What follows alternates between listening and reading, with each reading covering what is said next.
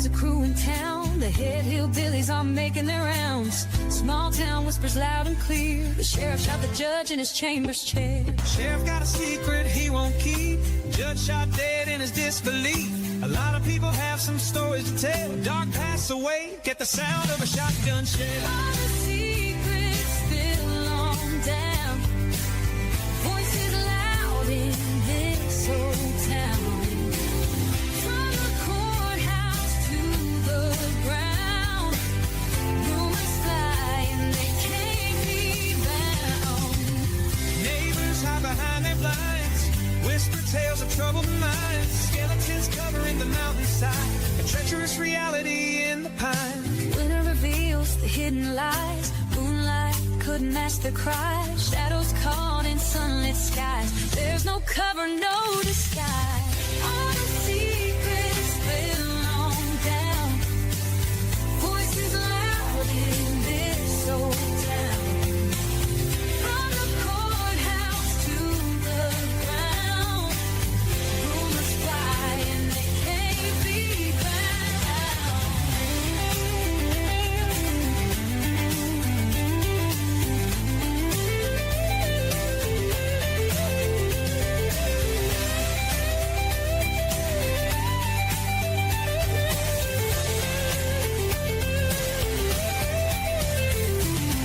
Winter reveals the hidden lie. Moonlight could mask their cries. Shadows caught in sunlit skies. There's no cover, no disguise. all the secrets spill on down.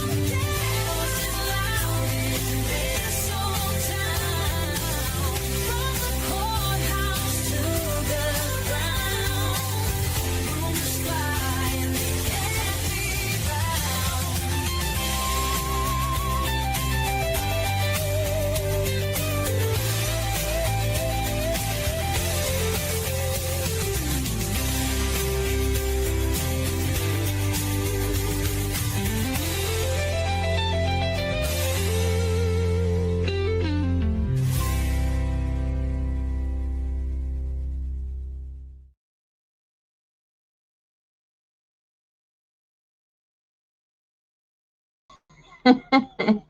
Good evening, everybody. Welcome to the show. We're a little bit late, as usual, here recently. We had ball games all evening. My name is Elizabeth, and this is Hillbilly Crime. Back, as always, every evening. All right. How is everybody? Have you all had a great day? Thank goodness it is Friday.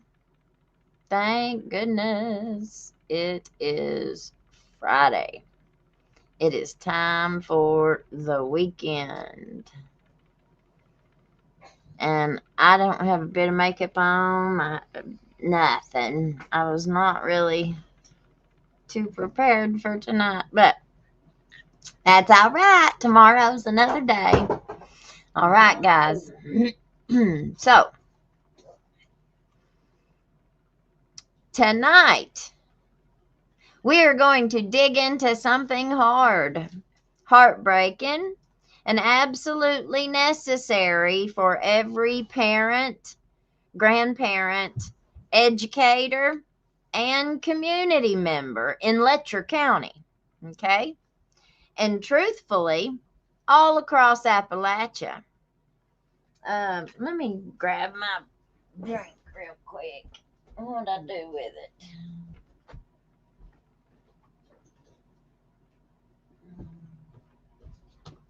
I found it. Oh, gosh. Okay. So, when corruption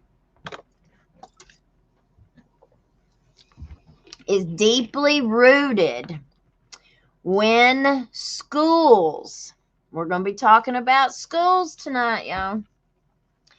When schools try to keep things quiet, and when people in power decide which victims matter and which ones don't, boys will be boys. Predators thrive in that kind of an environment. When people in power decide which victims matter and which ones don't, predators thrive. Abuse thrives. Silence thrives. And tonight, we are talking about two forms of exploitation that most people don't want to touch. But this is also the kinds of crimes that we're talking about here in Letcher County. When the top dogs are doing this very same type of thing, it doesn't really make them want to go out and then prosecute other people for doing the same behaviors or similar. So most people that, they just don't want to touch this whole topic. Okay. It makes you uncomfortable. And a lot of these all of them, all of the people that are behaving this way is somebody's children. So it's somebody's son. It's somebody's brother. It could be somebody's father. No, yeah. Some daddies are dirty, dirty daddies. Uncles, cousins, brothers. They are loved by somebody. They mean a whole lot to somebody. And that family usually just does not believe it. It's so hard to believe, and they will just stay in denial. The psychology behind sexual deviance, coercion, excuse me, and the watcher behavior. Tonight's title, The Watcher. The type of predator who targets the vulnerable, manipulates them, and then traps them. And a disturbing situation that has come to my attention as of last night. So I've been trying to reach out today and find out what I could. We have recently had a female state police woman hired on as the school, I guess she's like the head school resource officer. I think what they've done, I guess I should pull that up.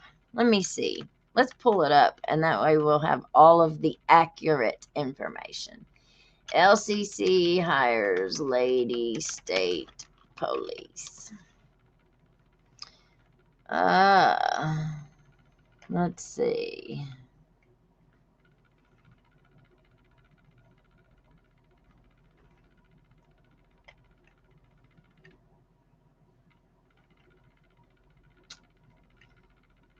I saw something on Facebook about it.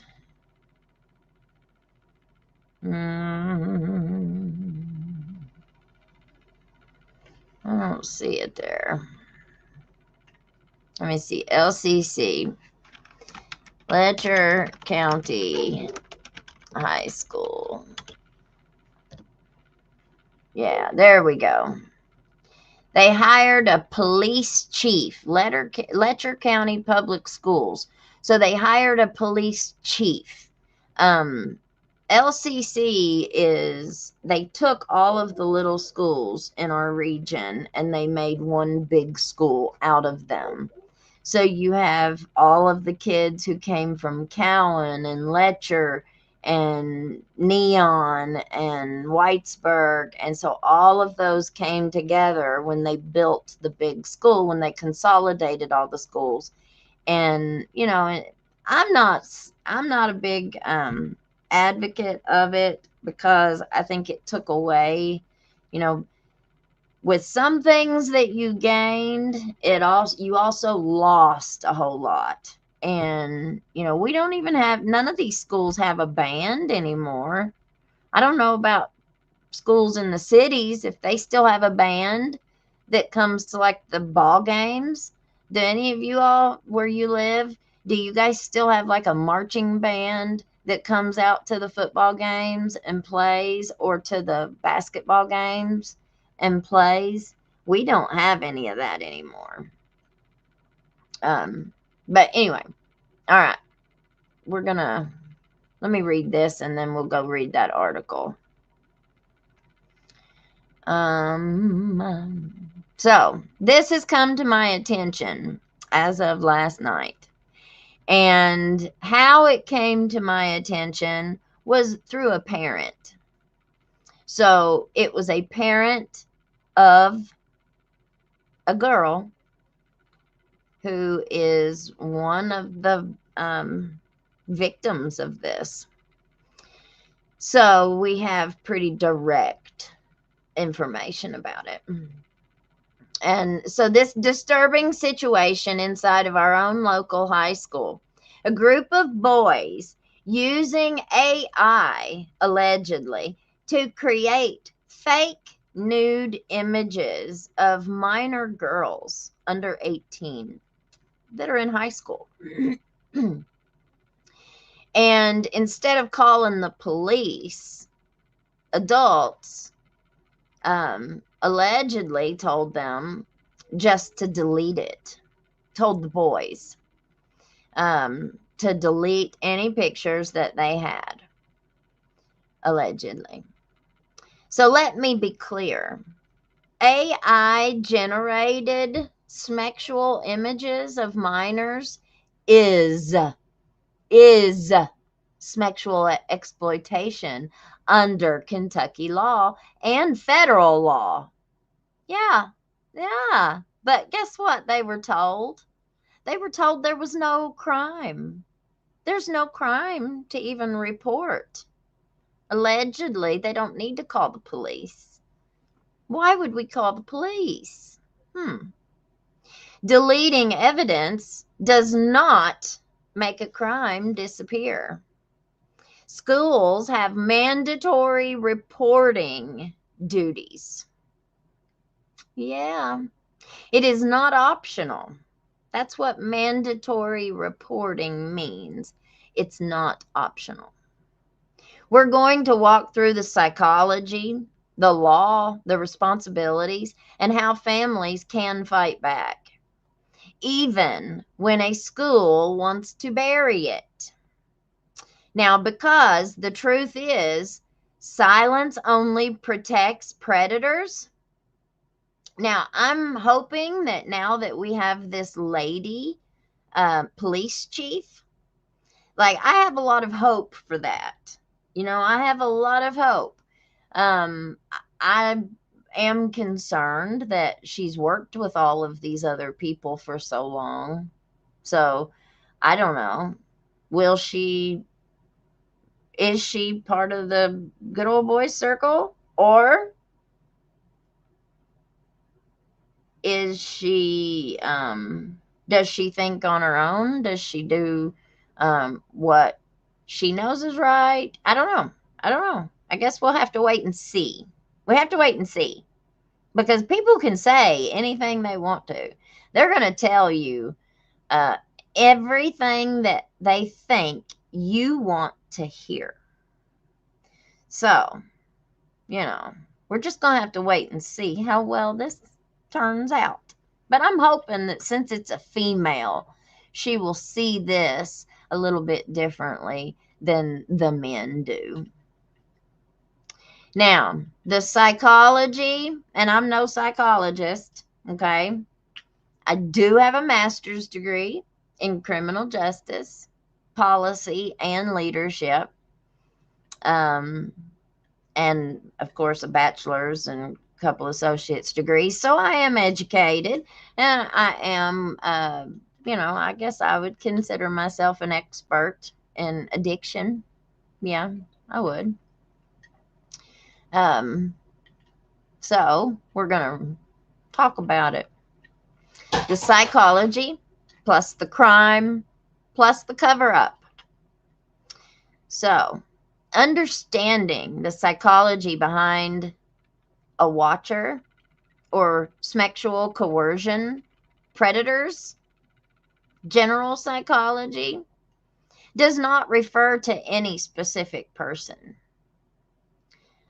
Personality traits often seen are things like narcissism. Would never have dreamed of that, would ya? A narcissist? No way. Dominance, control, orientation. Now, we've heard from many people that old DD is a watcher.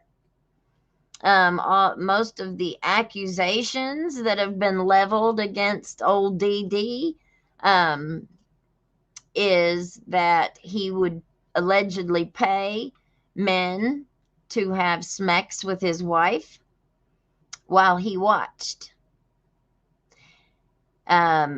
Several men were in drug court, and allegedly his wife took a fancy to them and she liked them. She wanted to keep seeing them. So to make her happy, he would make sure that this specific boy would show up and participate in their perversion. Yeah. I mean, this is a network, right? It's a network of people who participate in the sex trafficking. Voyeuristic tendencies. Do we know what voyeurism is? Some people may not know what that is. It's watching. Voyeurism definition. The practice of gaining sexual pleasure from watching others when they are naked or engaging in sexual activity. Something else, enjoyment from seeing the pain or distress of others. I think that defines him to a T. Lack of empathy. Yeah. High need for power and control. Thrill-seeking behavior, like maybe be a real big shot. Be a real big deal and be doing these kinds of things. Yeah, I'd say that would qualify for thrill-seeking. When you know you are breaking the law at every turn, but you're the one in control of the law. I mean, that'd be pretty thrilling, wouldn't it? The desire to humiliate or degrade victims. Well, it's been reported that at least one of the men that were paid and coerced, allegedly, to come and participate, these people, one of them said that they were told, like, while they were doing the act, and you got your watcher sitting in the corner watching and directing, like he's the director of a movie, a big Orno pay movie, right? And one man said that he was barking out orders. Oh, yeah, do this. Oh, yeah, do that. Oh, yeah, oh, yeah. Dude, you're sick. And I think you need to be in prison. It's what I think. But, you know, who am I? So this boy says that he wouldn't do it. Dude was demanding and ordering him to hurt her. The girl that he was having smacks with in front of the watcher, and the watcher is telling him to do stuff and do bad stuff to her, to hurt her. He wanted to see her in pain. He wanted to see her hurt sexually. Now, I know dude told me what he was told to do. I'm not going to tell you. However, you could use your imagination, and it probably wouldn't be very far off. And dude said that he refused. He wasn't going to do that to her. I have heard reports that the women were very protective of their young family members, like their cousins or whoever was around them, 13, 14, 15 years old. They were very protective of them. Tried to make sure that they were never alone with this man. Now, these are people that are in control of our law. They're in control of our justice system, allegedly, doing these things.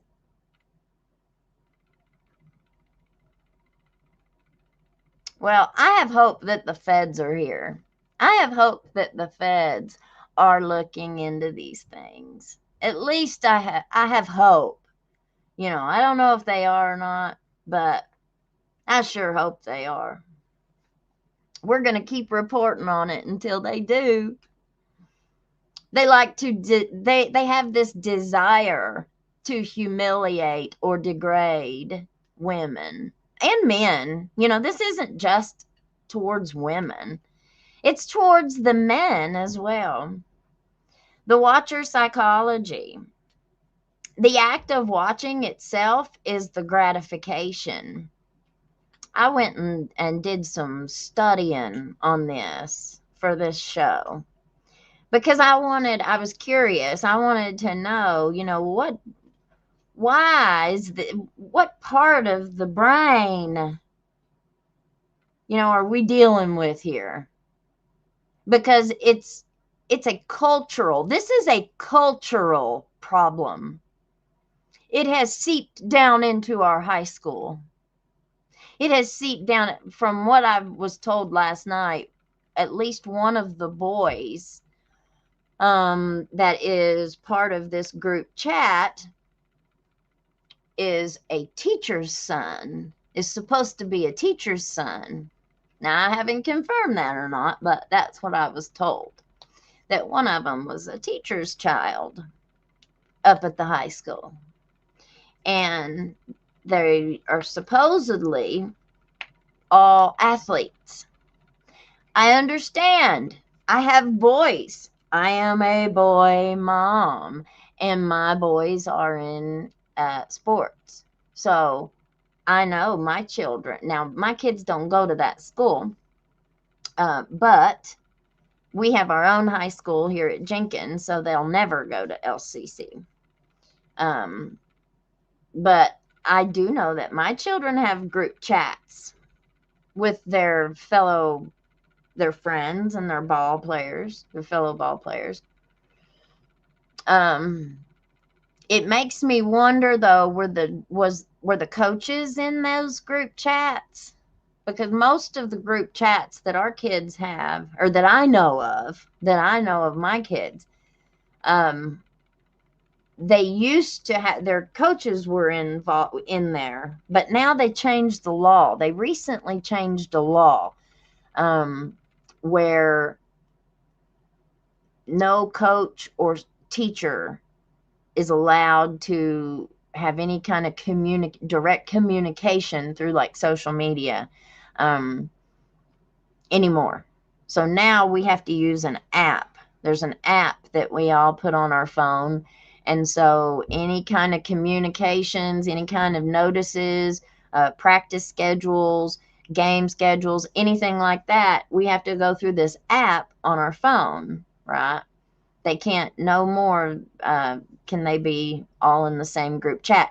But it was making me think of like the Mickey Stein's chat, their work chat, right? I think, I don't know, but I think everybody on the sheriff's department was on their work chat. I just think not everybody talked on it all the time.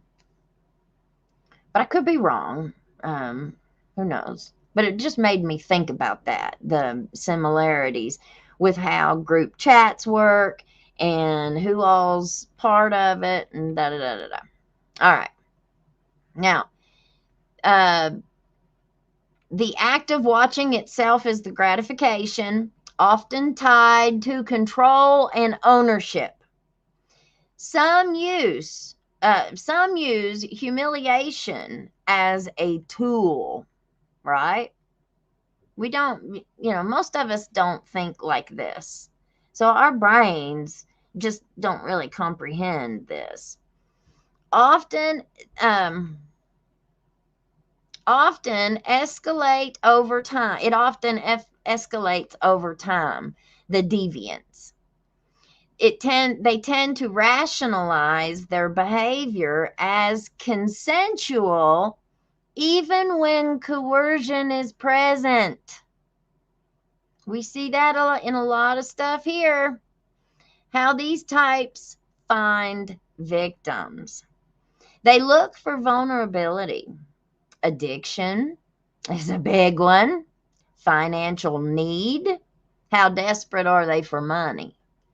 What are they going to do for $1? And what is their trauma history? Usually if they have a big traumatic background, history, that goes along with it. They offer money. We've seen that time and time again here. The former police officer, the former Jenkins police officer who allegedly approached the young girl who contacted me and said that he asked her if she would go with him, DD, and alleged the guy said chief of police in Whitesburg.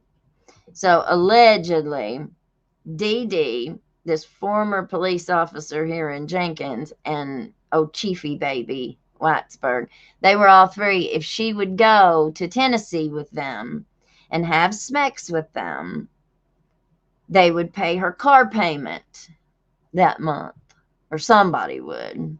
I don't know who. She was very upset that the boy would even ask her to do that. Number one, she said, I'll never be that desperate for that money. Nope.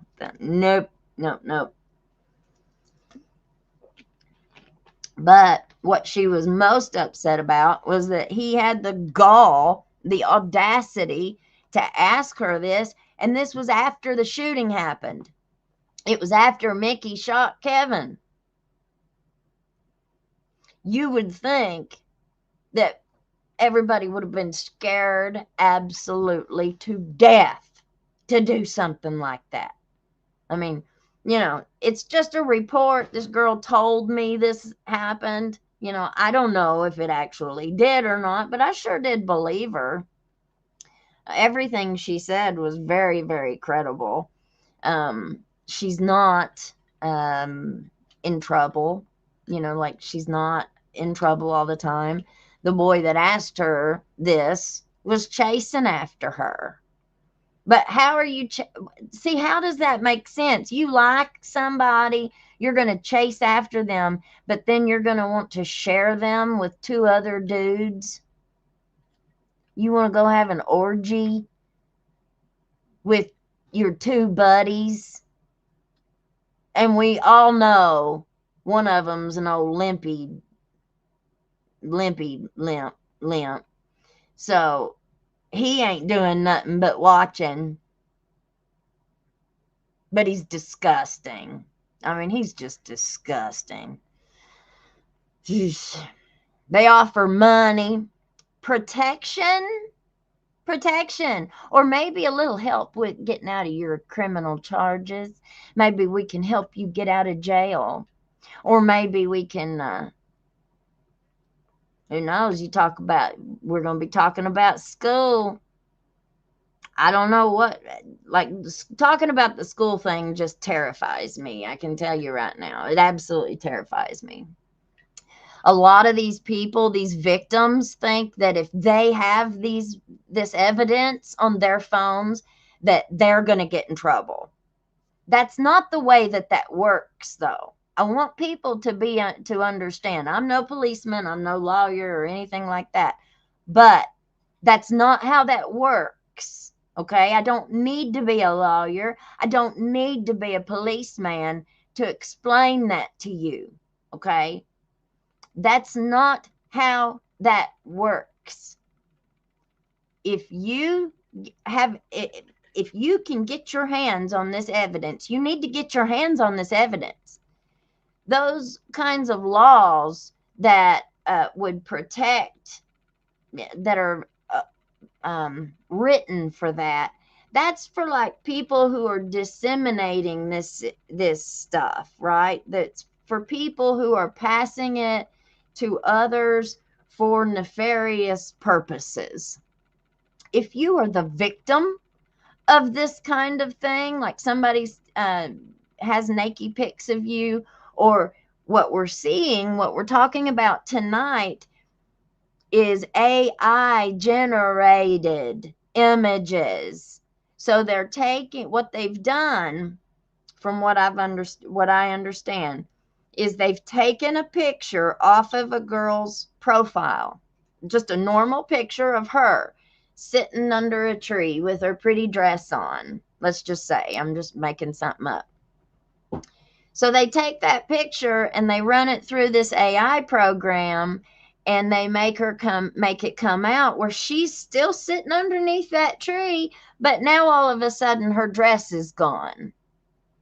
And so she's sitting there naked, but it's still her face. It's still her picture. It's everything about her, only now she's naked. Now, it's obviously not her real body, but people don't know that. You can't tell that. It doesn't matter. These, if you know, or if you can get your hands on that, for you to get that, to obtain that evidence so you can then give it to the police, that is not a crime. You're not going to get in trouble for that. Okay? So don't think that just, oh, I can't have it on my phone. I can't have, no, you need to have it on your phone, and then you need to take it to the police. And personally, I would keep a copy of it. I would keep my own copy of the evidence, because once you pass it off and then you delete everything and get rid of everything that you've got, you don't know what happens to that. What if you never see that again? A lot of women that we've heard say that they have evidence of the R word and all of this. They've got underwear and da-da-da-da. Well, one of the reasons why they say they haven't turned it over is because they're afraid if they give it to somebody, they'll never see it again. It'll just disappear, and then, they won't have it. So they offer money, protection, or a sense of belonging. We've heard that. It reminds me of the jail. We have been told repeatedly that our jail has, kind of this, you either join us or you don't work here. Several people have said that they've been asked to go to private parties. You know, some things I believe and some things I don't. Some things I believe and some things I don't. And we just have to use our best judgment. We all have to use our discernment, because I think that's going to be a personal thing that each of us are going to have to come to a decision on who we believe. Slowly create dependency. These people, they slowly create dependency with their victims. The people that they groom. Listen, you can groom one to be your wife. Just because you marry them doesn't make them any less your victim. Just because you married her does not mean they're legitimized. They use sexual acts to break down boundaries. Eventually, they introduce violence or demands. They use shame, threats, blackmail, or exposure to trap victims. We've heard that there is a blackmail library of videos somewhere that a certain person has, that allegedly has, this person has a library that has every single person you could think of. He's got something on them from one of these parties over the last, 30 years? Or however many years they've been having them. It's a long time, I can tell you. Why do the victims stay? That's what I asked. Why would you stay in that? Where you're not just putting yourself at risk, but you're putting all the other little girls that are in your family and in your vicinity. You're also putting them at risk. Why would you stay? Well, if you had somebody that was as powerful as what we're looking at around here, they could probably make your life a living hell if you did leave. The fear of retaliation. Look at how they do any of us that speak out. When Jennifer Hill's boyfriend went to the sheriff's department to report Ben, he was pulled over 5 times in the same day by other officers. And we do have we have an affidavit where he swore to it under oath, and then in his statement, but we also have a ticket from one of those very police officers who pulled him over and decided to write him a ticket. Was that not retaliation? It was sure intimidation. They didn't really quite know how to deal with me because I'm not a regular down there at the 4-star Four Seasons. The concrete 4 Seasons under the courthouse.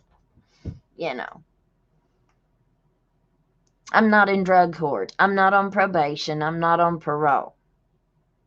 I'm not out running the roads at night. I'm not dealing. You know, I don't live in any kind of risky lifestyle in the least. In the least. They didn't really know how to deal with me. They still don't. But they're trying. They're trying to get creative. But no weapon formed against us shall prosper, honey. I'm covered under the blood. And that blood's awful thick. You ain't getting through it. I promise. Okay. They also use shame or humiliation. Financial dependence. That's what I thought. when I said, why do they stay? Why did they stay? Financial dependence? Is it because, and well, you didn't grow up poor. Yeah, I did. Yeah, I did. Now I don't know how good of an excuse it is, but it's an excuse. Or, well, I don't know about excuse. Maybe it's not an excuse. Maybe it's an explanation. The explanation that I got was, they wanted to give their kids the best. They wanted, if you could imagine coming from a poor home, very poor home where you got hand-me-downs, and then all of a sudden you've got this rich, very wealthy, very well connected, very, very, very. And all of a sudden they're taking you to the mall, and they're letting you go on shopping sprees, and you're buying brand new name brand clothes and shoes, and getting your nails done, getting your hair done, and buying you cars, and buying you houses, and taking you on lavish vacations. I mean, you know what that sounds to me? Sounds to me like Pretty Woman. Who watched Pretty Woman? I loved that movie, but that's what it reminds me of. Coercive control cycle. Manipulation. You asked for this. No one will believe you. Who they gonna believe? You or me? They use isolation from from your family, your church, your support networks. Okay, let's read this article real quick here. So, girl 13 expelled for hitting classmate who made a deep fake orno-pay image of her, lawyers say. This was November 12th, 2025. So this is very recent. It looks like it's Louisiana, though, but still, it doesn't matter. It's the same thing that we're talking about that has allegedly happened right here in Letcher County. And we don't know what the outcome of this stuff here is going to be. But I'll be finding out soon, I can tell you. I got my diggers in. We're looking. So if anybody has any information on this that's going on down in Whitesburg at LCC, if you are part of this mess, if you have any information on it, then reach out to me. Let us know what your side, what you know about it, because all I've heard is from one parent. And so they're very upset, and rightfully so. A 13-year-old student was expelled from a Louisiana middle school after hitting a male classmate who she said created and shared a deep fake orno-pay image of her, according to her family's lawyers. The family, now represented by Baton Rouge attorneys Greg Miller and Morgan Young, plans to file a federal lawsuit against the Lafourche Parish School District. Oh, lawsuit time, honey. But these around here will tell you that there ain't no lawsuit. You can't sue nobody. You can't do nothing. You ain't going to find a lawyer around here that would even go against anybody around here. Not at that level. Or at least that's what I think.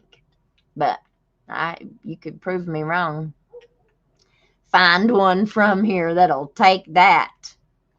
But ain't gonna happen. Ain't gonna happen.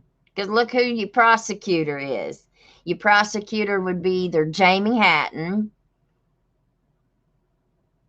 and I'd say these people that work down there have kids that go to that school.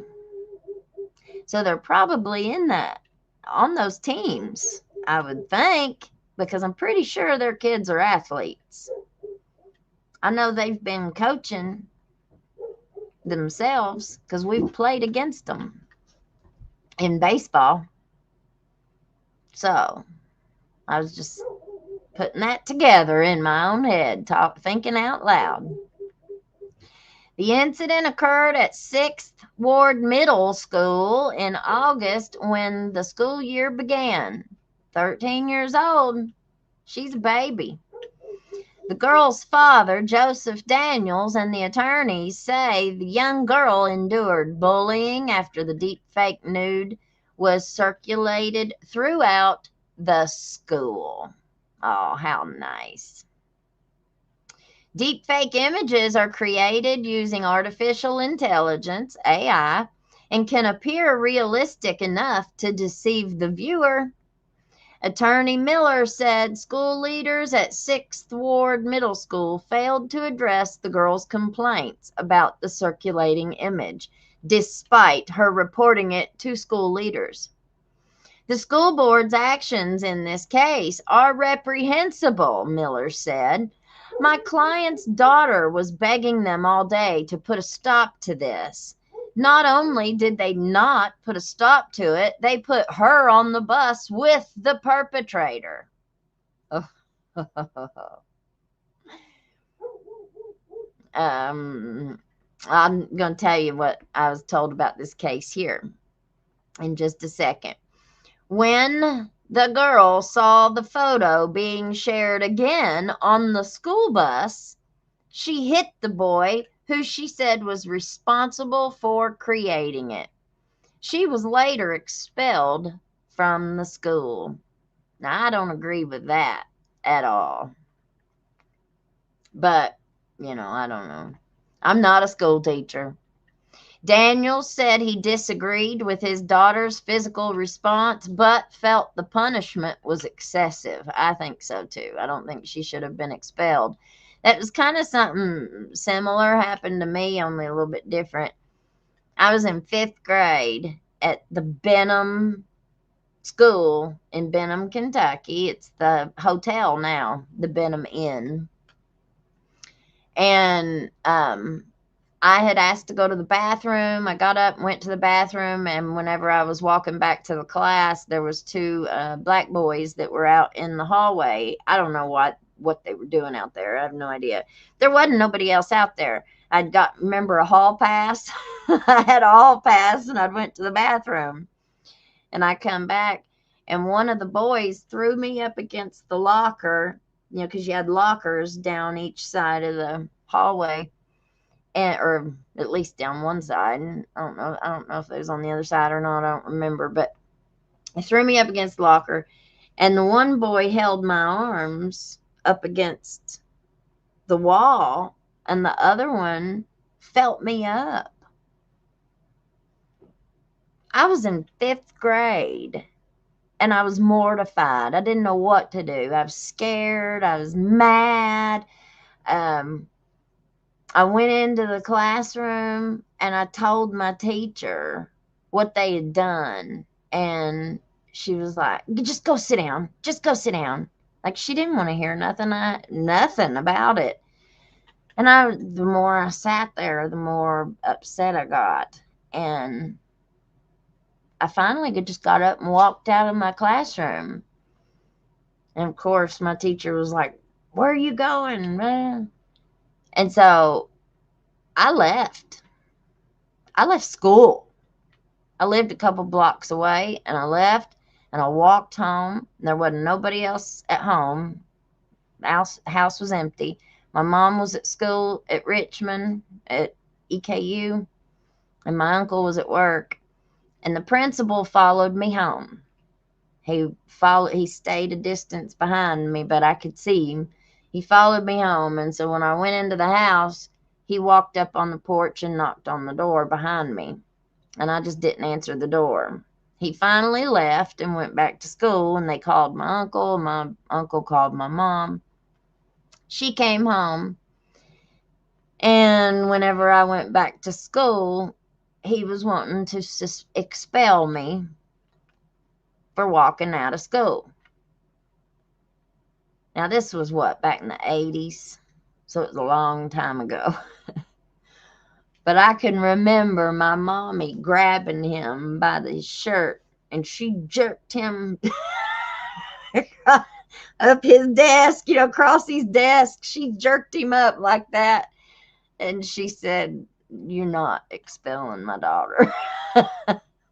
After what they did to her, no. I don't remember what she said, but I remember her jerking him up by his shirt. Old Sweet Tater's done that to 2 people that I know of in her life. That principal that day, and she did it to the doctor at the Harlan Hospital when my uncle had a heart attack, and they didn't want to fly him out to Lexington. They were going to let him lay there and die. And, honey, she had that doctor jerked up by his lab coat. And they ended up bringing a helicopter and flying him out. So, whatever she did, it worked. It worked. All right, let me get the rest of this in here. All right. The case became a focal point at the school board meeting last week, where community members expressed outrage over the district's handling of this situation.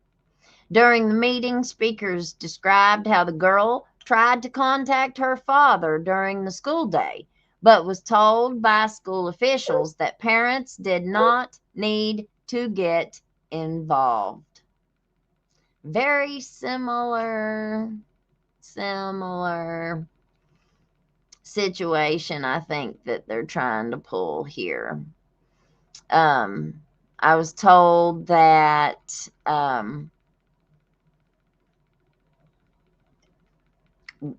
a lot of these kids whose pictures were used, they don't feel that the school is doing anything. Let me let this dog in.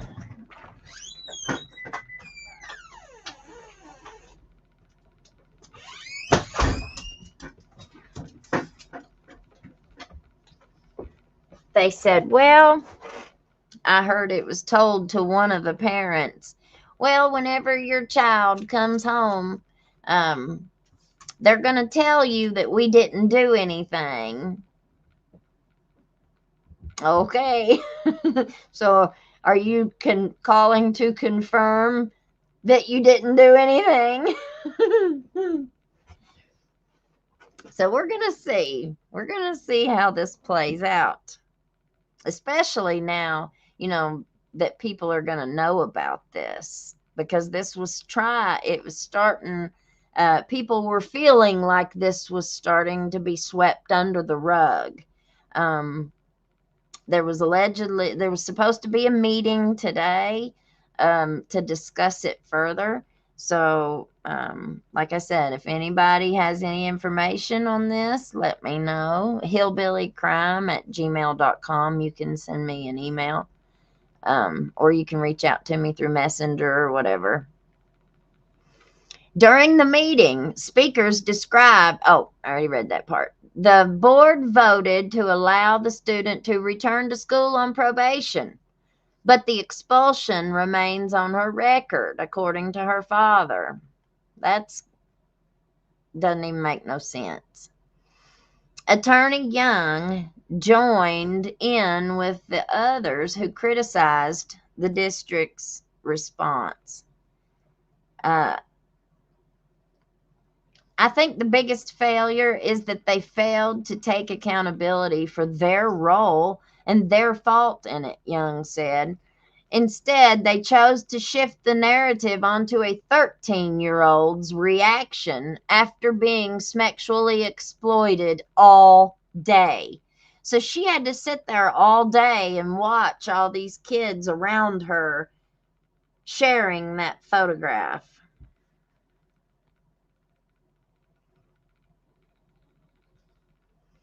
Miller said he will file the federal lawsuit against the school in the coming weeks, the school district.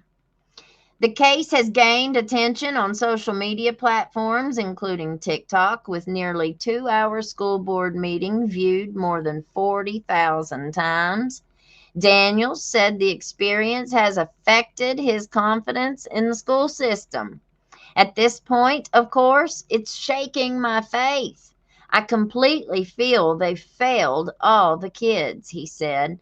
Despite the situation, Daniels said he holds no animosity toward the boy accused of creating the photo or his family. Honestly, I have no ill will towards that young man or his family. Kids are kids, and they do dumb things just like adults do.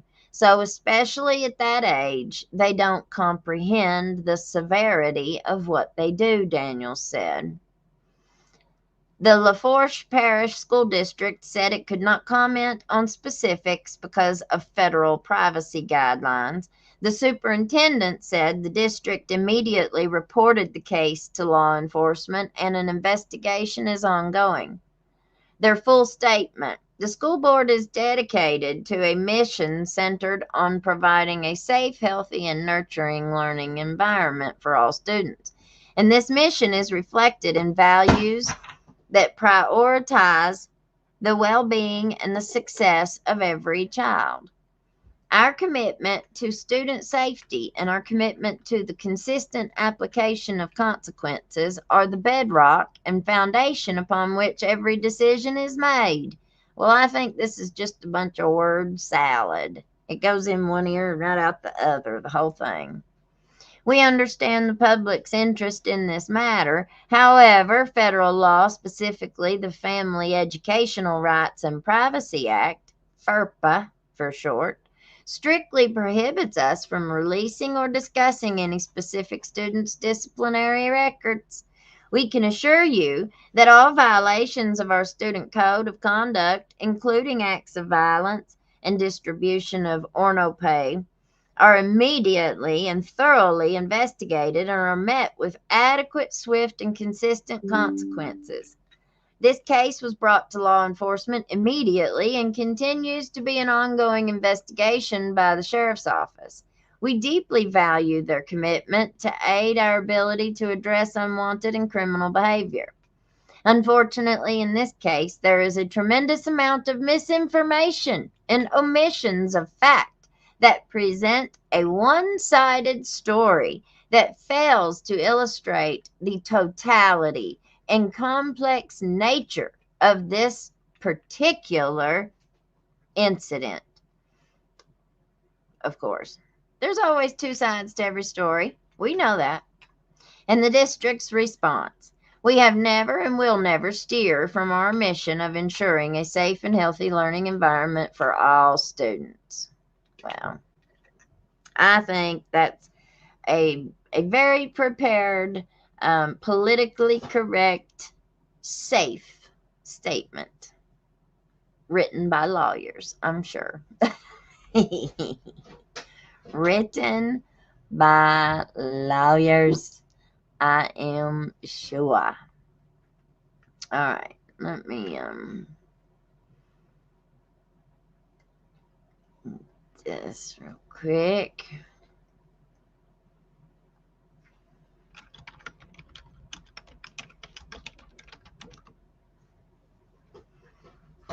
All right. So this is the meeting.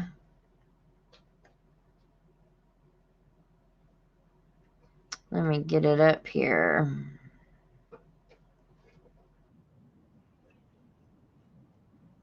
Let's see if we can find some of it. Watch some of it.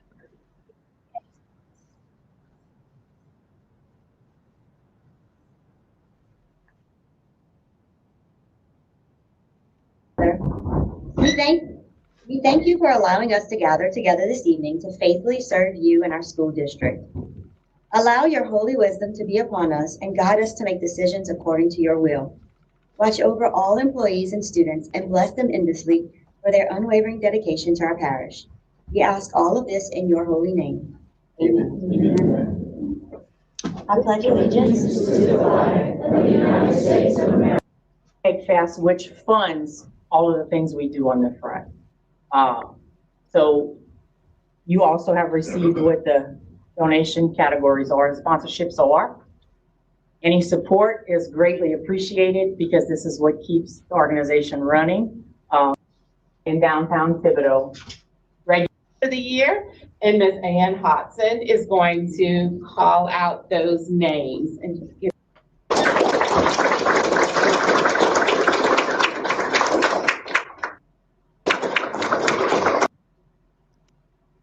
We're gonna flip through here. We will now move on to our middle school students of the year. Jackson. Bednar was retired on May 29, 1992, having served the Bush Parish for 17 years. Public comment. Probably I have a question, but I was wondering if this was going to be exclusive use of just a cashless payment thing at sporting events and things after school?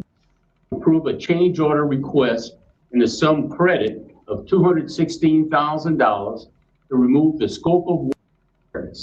And in this proceeding, we feel that we were denied that right to due process, and thus the reason we asked for y'all to hear this de novo. I understand that's been denied, but this is a situation where you should hear the facts that we were denied presentation to school personnel. You know what they never did in this investigation? Talk to the kid that showed the naked pictures and made them? There it is. Okay, so this must be the lawyer. Thanking you for your time to give me my 20 minutes. One of the primary issues that the courts have looked at historically in these expulsion hearings is due process and fairness. And in this proceeding, we feel that we were denied that right to due process, and thus the reason we asked for y'all to hear this de novo. I understand that's been denied, but this is a situation where you should hear the facts that we were denied presentation of at the hearing with the hearing officer employed by the school board. We tried to ask questions of the principal at that hearing, and by counsel for the Lafourche Parish School District, we're told to stop. We were told that we were asking inappropriate questions when we asked why she put the student on the same bus with the abuser. And by abuser, I mean the one that spread naked pictures of her through the school. The one that the principal did not believe and just discounted. So for those reasons, we were asking that this be a de novo review because we were not allowed our due process right at that expulsion hearing. We were in the process of questioning the principal, the hearing officer, and other attendance employee. Were advising the principal on what she could and couldn't answer, which they're supposed to be neutral hearing officers, so that was confusing. And then lastly, as we were trying to ask questions, the counsel for the school board told us to stop. Mr. Ori, who was co-counsel on this, was the one asking the questions, and this is not a hearing for that. This is not a hearing for that, is what we were told. This is an informal hearing. This is not court. So we were not allowed that opportunity under due process and fairness to get all the facts out. And it was evident that in that hearing, those hearing officers were shocked to see that the little child was showing naked pictures on the bus. And this individual student, I don't understand why she was victimized at 10 o'clock in the morning. When she reported to school personnel, there are naked pictures of me going around. And by naked pictures, these are AI generated pictures of the student's face on a nude body. And she was victimized. And you know what the principal did? She told the SRO, she said, "It's not my hands anymore." And the SRO didn't make a complaint, didn't do any formal investigation. Said, I looked on Snapchat, I didn't see the pictures. Well, no, you're not going to see the pictures. They're sent to people. They're not just out there in the public. That's what they're saying in this case. All the pictures have been deleted by the time it was brought to somebody higher up's attention that could actually do something about it.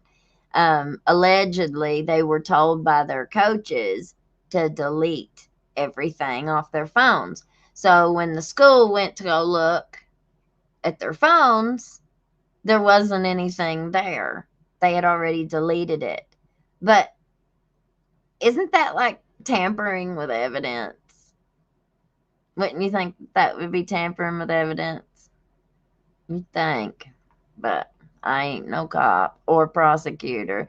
And good luck getting Jamie Hatton or Matt Butler to prosecute or even take it serious. Because if the school's not even taking it serious, they're saying, well, there's no crime. There's nothing happened. We can't find anything. All we've done is heard about it. And then she tried to call her father because she was bullied all day because of the bush that was on this individual's face, private part with her face on this picture. These students teased her all day. And she said, let me call my dad. We don't need to get parents involved right now, is what she was told. So he didn't get a call. So she was forced to undergo that same bullying with her naked picture running around. And then at the end of the day, you know what that school did? Put her on the bus with the guy that showed the pictures and created them all day. And he continued to do that on the bus. He continued to show them on the bus and send them to people on the bus. And she had enough. What is she supposed to do? She's reported it to the people who are supposed to protect her. But she was victimized. She was victimized. And finally, she tried to knock the phone out of his hand and swatted at him. You know what they never did in this investigation? Talk to the kid that showed the naked pictures and made them. Didn't ask him any questions. Didn't bring him to the hearing. This investigation was about, oh, you committed a battery and there is no justification for that. That cannot be the practice. We cannot afford this juvenile child to have to go through this. And then when we try to ask questions of the principal, why did you put her on the bus with the abuser? Oh, you need to stop asking those questions. That is why this fundamental right to due process was not afforded to this individual at the hearing. We didn't get that. We had witnesses in the room. We didn't even get to call them because we were shut down.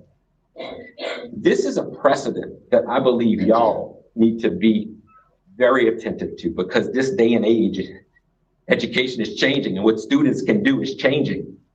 And if they are allowed as students to show a picture of a naked person, AI generated, and have no consequences of it, instead, the person whose picture is shown is the one who gets the consequences.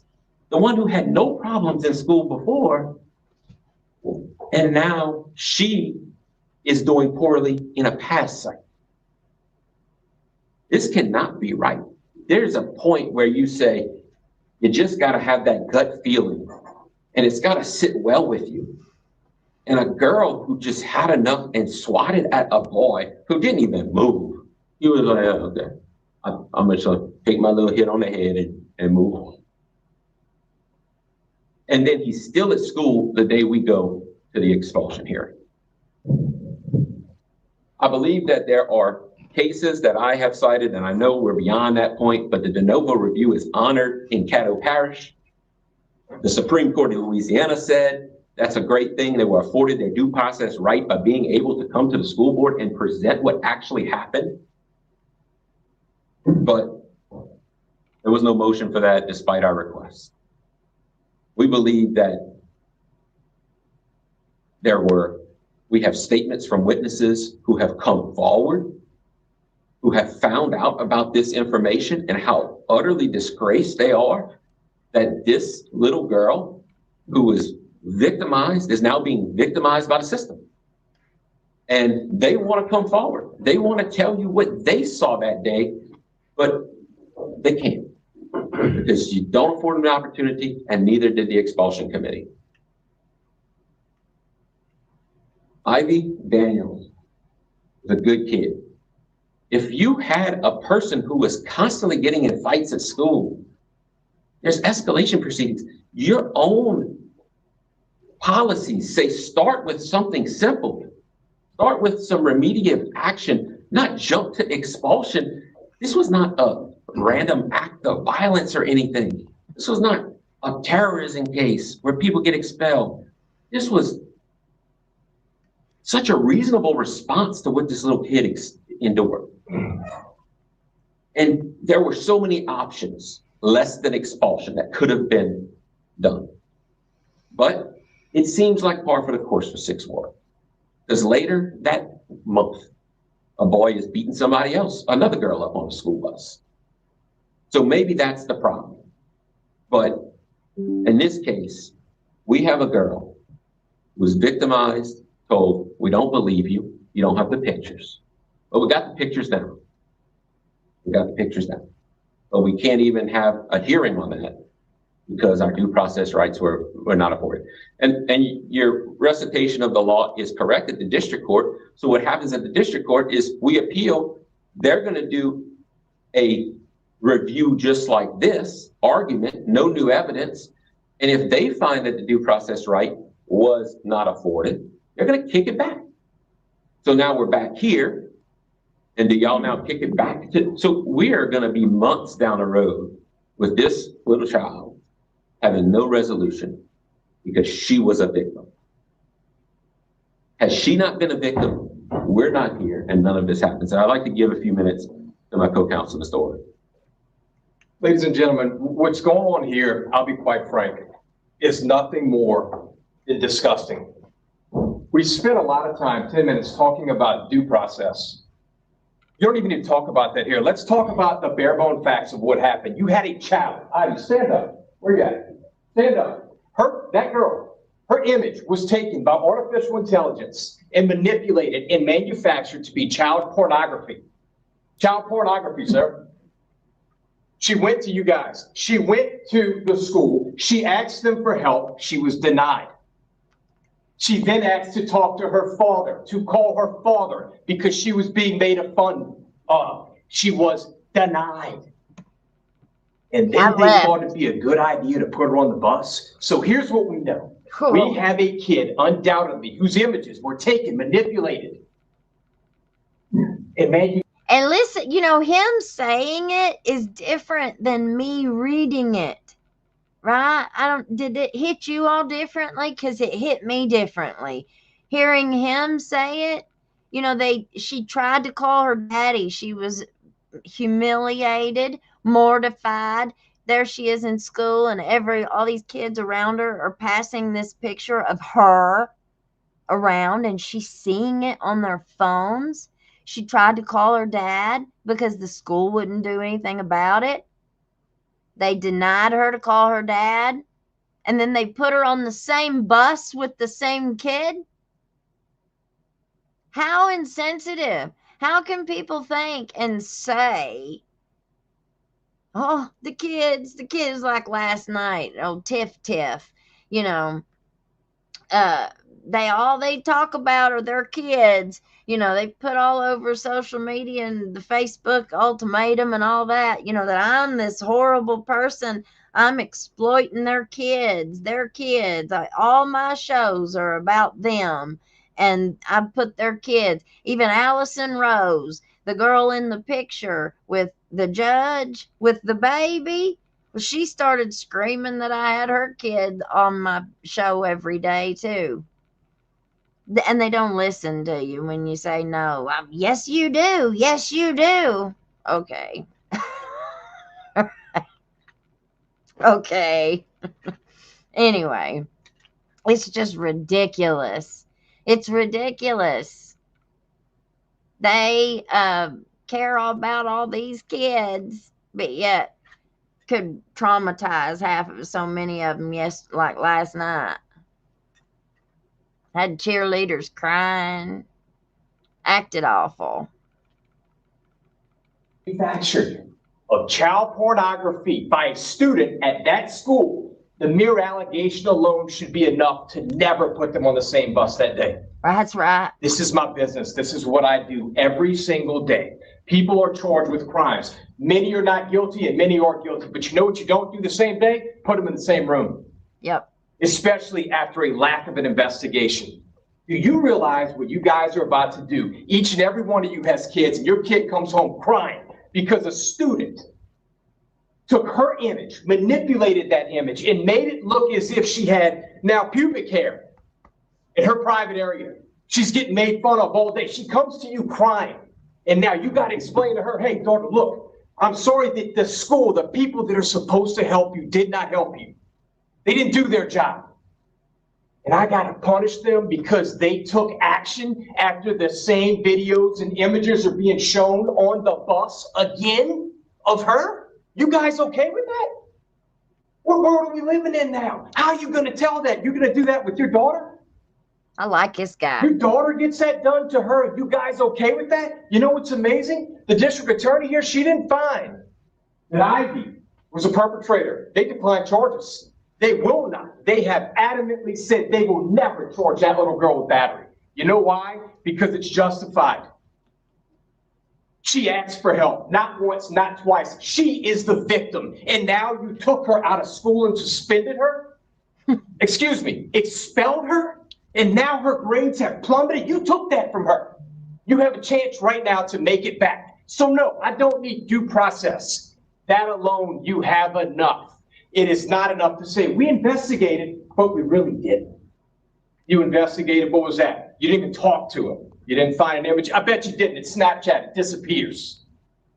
You did that one day, but you guys want that girl to be expelled from this school in her childhood, potentially robbed. Do you know what it's like every day to be made fun of? Do you know what it's like every day? This is how kids become suicidal. Yep. And parents. This right here. And you guys are saying it's okay. So here's the message. Guys, guess what? Create all the images you want. Tarnish someone's reputation. Destroy them. And when they retaliate, we're going to do nothing to that person. We're going to expel them. We're going to expel the victim. And you can do it again, and again, and again. Do you guys see what's wrong with this? I don't need due process. I need you guys. I don't care what happened with Mr. Amity. No disrespect, Mr. Amity, over the last 25 years. We're now in 2025. Things have changed. This is your chance. I know it's not the norm. I get it, right? Never in a million years you're going to buck the recommendation. I'm asking you to now. She's already been out of school enough. Her grades have plummeted on where she's now placed, and they weren't plummeted before. She is a victim. She is a victim. And ask yourself if that happened to your daughter or your daughter or your daughter, how you feel. And they get expelled because they show up to school and all of a sudden someone is disseminating pictures of her naked image. It's not her. And that's okay. Sorry, Ivy. I'm sorry you got expelled for this. So no, I'm not as friendly as Ben. I am disgusted with what happened. There was no investigation. And that is the new message. That's the new message we're sending here. Nothing I said is not factual. Could be a lot more. You don't even need it. Here's that. What you know is what I told you. Someone else created an image. She got made fun of all day. She asked for help not once, but twice. Then they put her on the bus. The guy does it again, which they have seen. We had to give them the pictures of what was being shown, and he wouldn't stop. So what do you do? That pissant fight that you saw, and she's expelled? That girl did exactly what you're supposed to do, right? To fight back. Exactly what you're supposed to do. Self-defense has evolved in this world. Now there's a cyber self-defense. So ask yourself, as you do publicly deliberate in your decision, what would you do if that was your kid? Did you hear that? Did you all hear that? Did he just say that now there is a cyber self-defense? Did you hear that? Let me hear. I gotta hear that again. All right. Let's hear what he said there. Cyber self-defense. Exactly what you're supposed to do.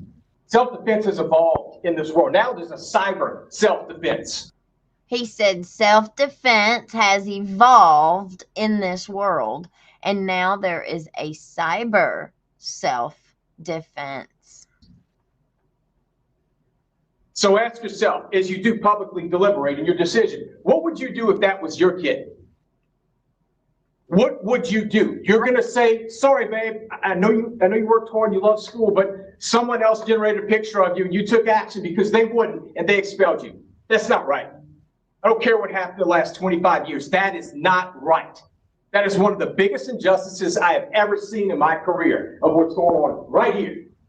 So what I'm asking you guys is to take action. I know it's hard. I know it may not seem like the right thing to do, but you are setting dangerous precedent by doing anything other than putting her back in school. Put her where she belongs. She didn't do anything wrong. Nothing wrong. So I respectfully ask each and every one of you to take this very seriously and remember, put yourself in maybe your child's shoes and ask yourself, is this right? Is it right? Because it's not. Mr. Martin, I mean no disrespect to you in this whole meeting. Zero. It's not a shot at you. It's not a shot at anyone individually. It's a matter of not knowing before what you know now. That is all. I am asking that you put her back in school and reverse the expulsion. Thank you. Thank you, sir. And at this time, I'd like to call Mr. Cook on this side to give a statement for the school board investigation. And Mr. Edmonds, and Mr. Edmonds.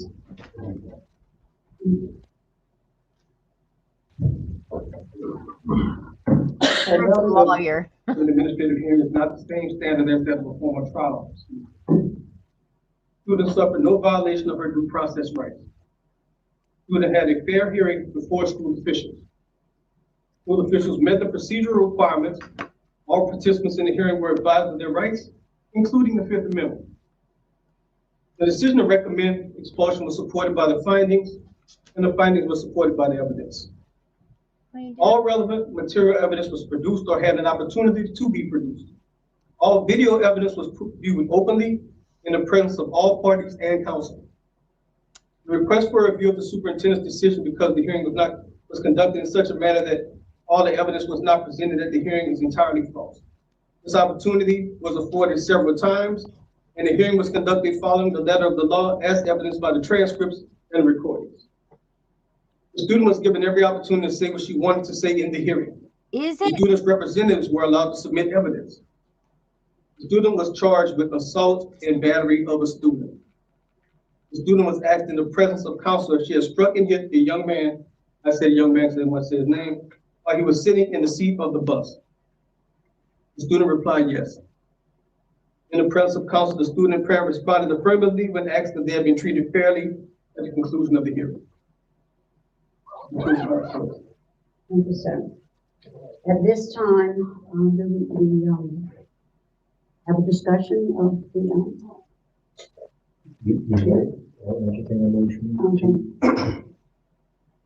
Can we ask questions? Mr. Cook, there was allegations that they were asking questions to the principal and they were told to stop. Did that happen? I did not tell anyone to stop it. We had counsel there for the school board. No. Did someone tell them to stop asking questions? I have to look at the transcript. I don't have the transcript. It's all in the transcript, though. I saw that. I think from what I don't think I didn't get this told to stop asking questions. I think it was the type of question. Yes, it was asking, and that's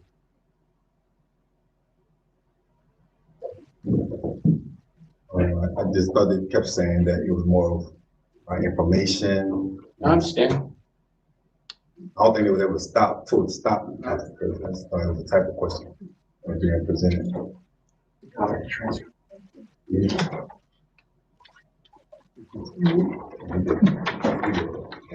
These were emailed to us, earlier. We had time to read all the Transcripts and video. Talk about it.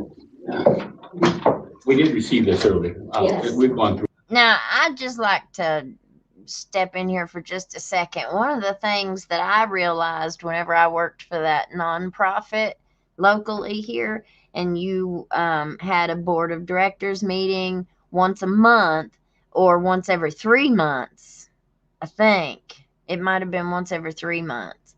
And you would all meet, and anything that needed voted on or anything that you needed to talk about.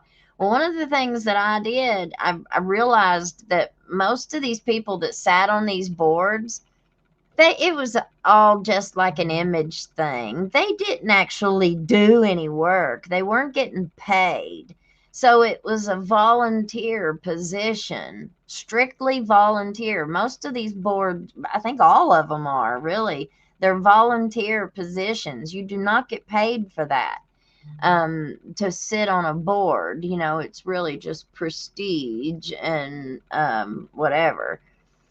But they what I found was when you'd go to these meetings, none of the board members were ever prepared.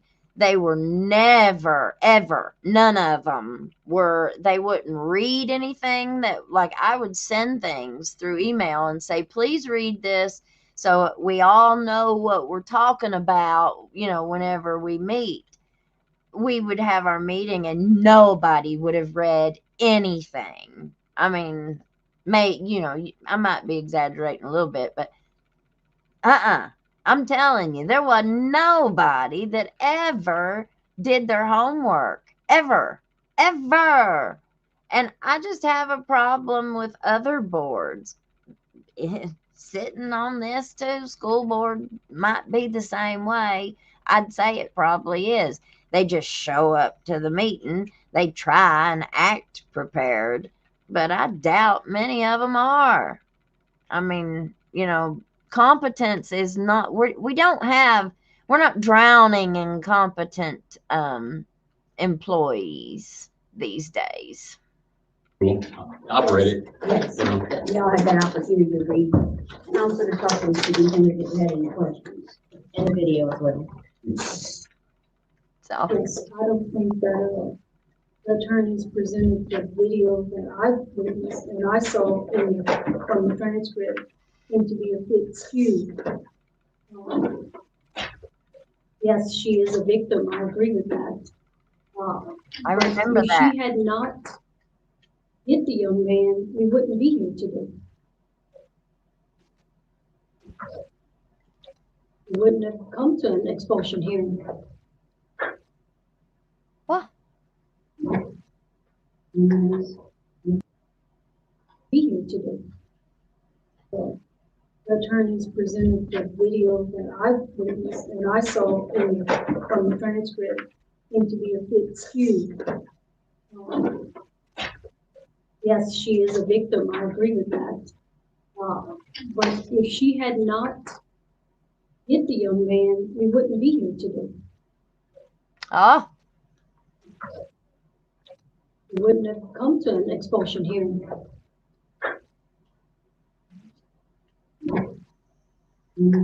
wow. As well. I know I ask this every time, but we're deciding on right Wow. now is, And you guys notice who that was that said that, don't you? That was an older woman.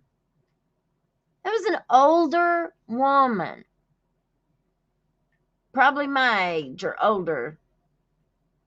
I mean, I feel like she looks older than me. I don't feel like I look 50, but I'm almost there.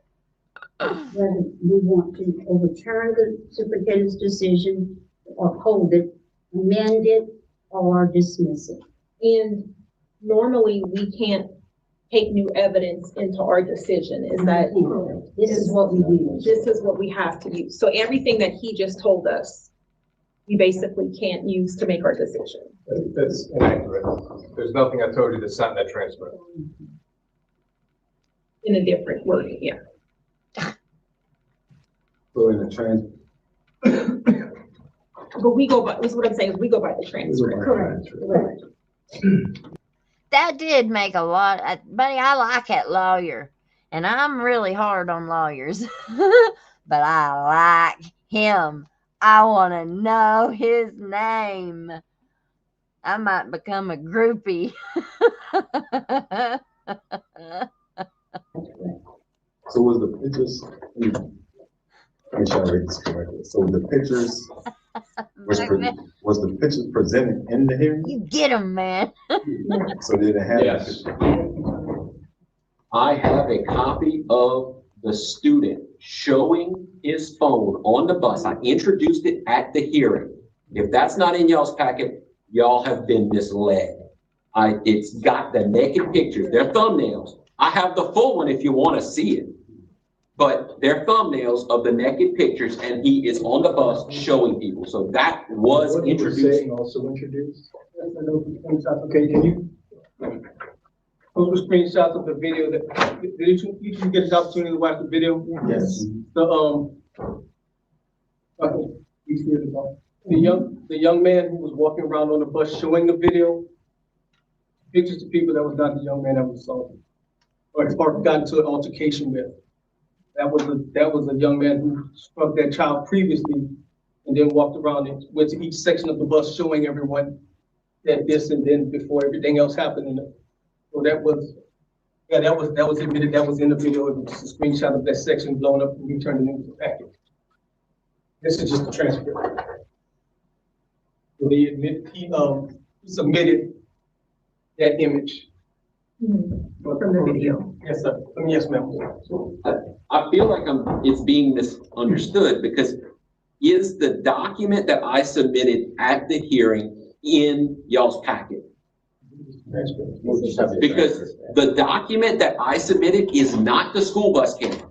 It is a student taking a picture on the bus, and it is Connor Bourne showing the picture. And I said the name, so it's okay. He is the one showing the naked images on the bus, and I introduced that. If y'all need a copy, because y'all haven't seen that, that is not something they have on a video. I want y'all to know. It is referenced on page 15. So just for the ones that are coming in a little bit later and aren't really sure, let me explain real fast. So these boys took pictures from girls' like Facebook account, a real photograph, okay?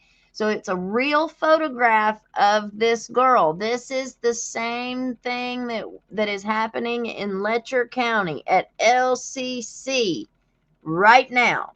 Okay, there's another situation going on at LCC that's almost exactly like this, okay?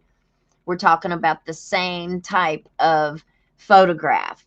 So they take the picture from, say, your daughter. All right, we're going to use your daughter, each of you, your pretend daughter. Your daughter has pictures of her cheerleading on her Facebook page, and she's in a cheer stance in her little cheerleader outfit, standing there. And they took that picture. I'm just making one up. They take that picture and copy it off of her Facebook, and they run that same picture through an AI program, and now they have a picture of her standing there in her pose with her face, but now her cheerleading outfit is gone, and she's standing there naked in her little cheer pose, right? Well, take whatever picture you want and create a situation like that. And that's what we're talking about. From what I was told last night, what we're dealing with at LCC are like 11 or 12 girls, different girls that were done this way, allegedly. So they took the pictures off of people's actual pictures. They run it through the program and get rid of the clothing, and so they still have a real picture. It's not a headshot. No, it's a full body picture that it's a real picture. Like they found a real photograph off of somebody's Facebook, and all they did was just take clothes off of the person. Now, it's not their actual body parts that are showing. Those are AI generated. But the rest of the photograph is the same as the real photograph. Does that make sense? Do y'all understand what I'm saying? So the school is allegedly saying there's no crime because it's an AI picture. It's an AI generated. It's not real orno-pay.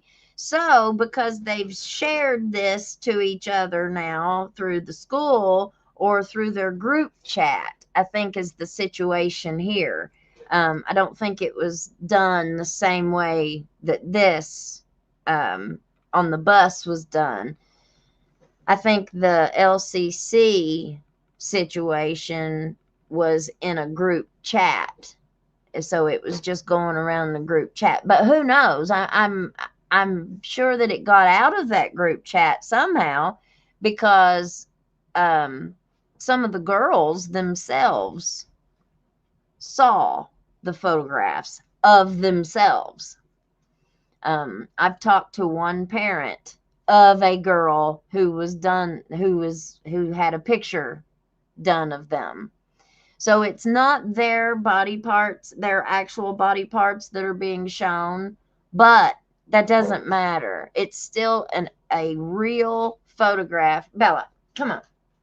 It's still a real photograph of somebody's real face, and then they've made it an orno-pay photo. So if that makes sense. And that's exactly what's happened here. Okay. These boys took these pictures of these girls, real people. That girl did not take any photographs of herself. It was an AI generated, but it's still a crime. Now, what I was told is going on here at LCC was they were trying to sweep it under the rug. Nobody was wanting to call the police. They were not wanting to get any kind of law enforcement involved whatsoever. Now, I don't know if it's changed. They were supposed to be having a meeting about it today. And I don't know. Hopefully, that's why I said at the beginning of this show, hopefully having this new lady, state policeman or state police lady, as the new chief of police for LCC, or the Letcher County Public Schools, I think. So she's chief over all of them, I guess. All the school resource officers.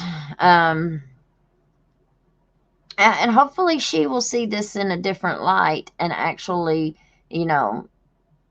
investigate it and do what's right and not cave to the school and the school board. But that's her boss. Those are her bosses. Those are who pay her bills. Those are who pay her paychecks. And one thing we found out around here is if you don't play ball how your bosses in law enforcement want you to play, you're not going to be there very long. They will get rid of you, and they'll put a man back in there. So I hope she does something. That new chief is going to do what Butler wants her to do. That's what I'm afraid of. That's exactly what I'm afraid of. she ain't gonna go in there making any friends doing the right thing. Nope, nope, nope, she will not. But if she goes in there and does what they tell her to do, then that's what we'll get. But we're gonna have to wait and see how she deals with all of these kinds of issues before I make up my mind. I'm not gonna make up my mind yet. I had an interaction with the state policeman, last week? I guess I forgot to tell you guys about it. So I had a state police come knock on my door last week. And of course, as soon as I see a policeman anywhere around me, I get nervous. I think they're coming to take me away. Ha ha, they're coming to take me away. Do y'all remember that song? They're coming to take me away. Ha ha, they're coming to take me away. Hey, hey, ho, ho. Something like that. Anyway, that's how I get especially when one shows up on my front door, knocking on my door, right? Comes out here, knocks on my door, and my friend was here helping me clean on my house, and I went in there and I was like, hey, there's a state cop at my door. She was like, you're lying. I was like, no. So we were peeking out the window, and we were just laughing and giggling and carrying on whenever he come knocking. So I know he could hear us. He knew we were here. She kept saying, go out there. Go out and see. Maybe it might be the kids. They might have wrecked or something. And I was like, bite your tongue. No, he ain't hearing about my kids. I just talked to him on the phone. Well, I finally went out there, and he was walking away. And he came back, and he said, oh, hey, Elizabeth. He was super, super nice. He was actually the same state cop that I talked to about that cat. Whenever that boy come over here and assaulted me on my porch. You can't make this stuff up, y'all. You just can't make it up. He was super nice. And he was like, hey, Elizabeth, yeah, I'm the one that talked to you. I actually talked to you a little while ago. He was so nice. Prater, I think was his name. And he was like, oh, do you know what this is about? And I was like, no, I sure don't. And he said, well, did you do a show last night? And I said, well, yeah, I do a show every night. And he said, oh, okay. He said, well, I reckon you did a show where you were talking about Ray Jones. And I was like, Ray Jones? I was like, that's Pikeville. That's Pikeville lawyer and representative or something. We had read an article about Ray Jones a while back, but it wasn't the other night. And I was like, well, we did do a show where we read an article about him. I said, but that's been a while ago. And he said, well, somebody watched that clip or watched that show and called the police because you were talking about Ray Jones, and then in the background you can hear a male's voice say, well, we bet just pew pew them all or something like that. It was Alan. Alan was in there playing his little game. There is never anybody at my house. And I was like, somebody in the background. I said, there ain't never anybody at my house. It's just me and my animals. I said, there ain't nobody in my living room when I'm doing my show. And then it kind of dawned on me. I was like, Alan, he's in there playing his game. Like, oh, whatever the game is that they play. I don't even know. Fortnite or something. And he was in there. They were in there like eliminating other teams. And he said, I listened to it myself.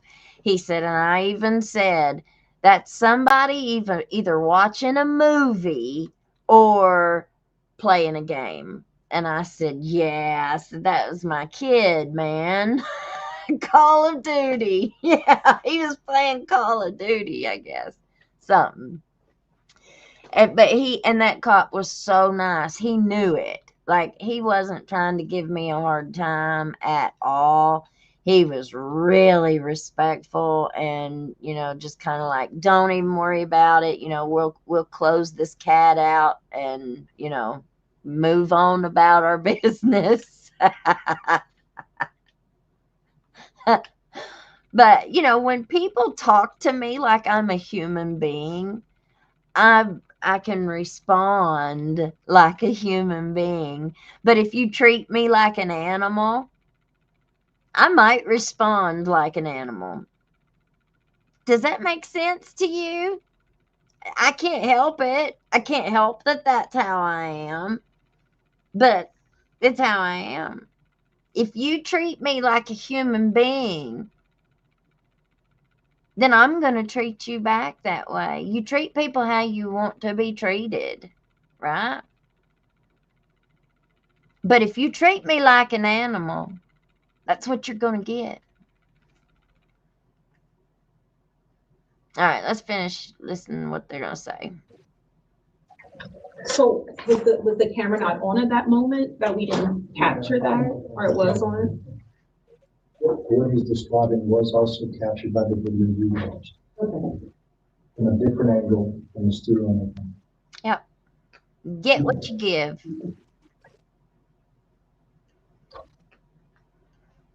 No questions?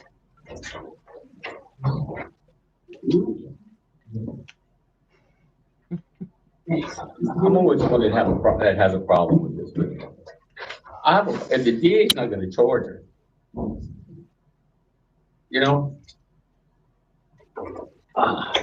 I just have a problem with that. If the DA doesn't think this rise is sufficient enough to have a battery charge, I don't know. I guess it's the lawyer in me. It's not the old lawyer, Mrs. LaFont, and she's not charging. There's a reason. It's very simple. Her images. She's the victim of a much bigger crime than that, and that nothing happened to that person, and that's okay. We're talking about her. A picture was generated of her. She's made fun of all day. It's a naked picture. After multiple attempts, she defends herself of a picture that he has right there that you can clearly see the kid showing once again of her in a position she was put in by the same administrator that put him on the same bus. It's not the old school lawyer. There's a reason your gut feels like that. This is unbelievable, truly. It's not about what's in there. Everything's in there. It's the same thing. It's very bare bones. It's not about due process. You know what it is. I'm not introducing new evidence, but I would ask that you each take a look at this, because this is what I put into evidence at the administrative hearing. And I feel like it wasn't sent to y'all. Y'all are saying, oh, it was in the video on the bus. That's something different. I want you to see this. I like his lawyers, We have to man. have a. It's not an abuse. That is what we presented. What is your wishes? Do you want to see this? It's introducing new evidence? Mr. Chairman says it's not. Okay, It's we not can let new it- evidence. it's what not. was in the, Okay. it was introduced at the hearing. Okay, all Then you right. can look If it was, okay, can't see this cat. at the lot,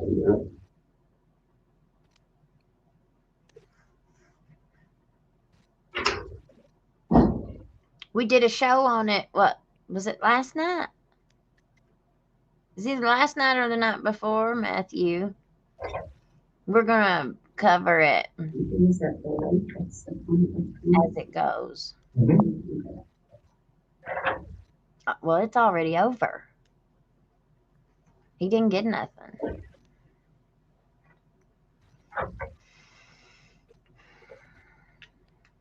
Yes, ma'am. Well, there's a whole lot of internet stuff that's going to be, and everybody thinks that they know everything. you know. Thank you for y'all for that opportunity to proffer the picture, to publish it for y'all. Any other questions, any other comments? Did she ask to talk to her father and she couldn't make the call? Was there the transcript? She asked to I'm call, trying to remember. from what I've read in the transcript, she asked to call her father and they said, we're not calling parents at this time. That's what I Her read. phone was never taken. You know, they use their phones all the time. She could have called them later. I don't like that lady. Yeah, at that time, they said they weren't bringing parents into the investigation. That's what I read.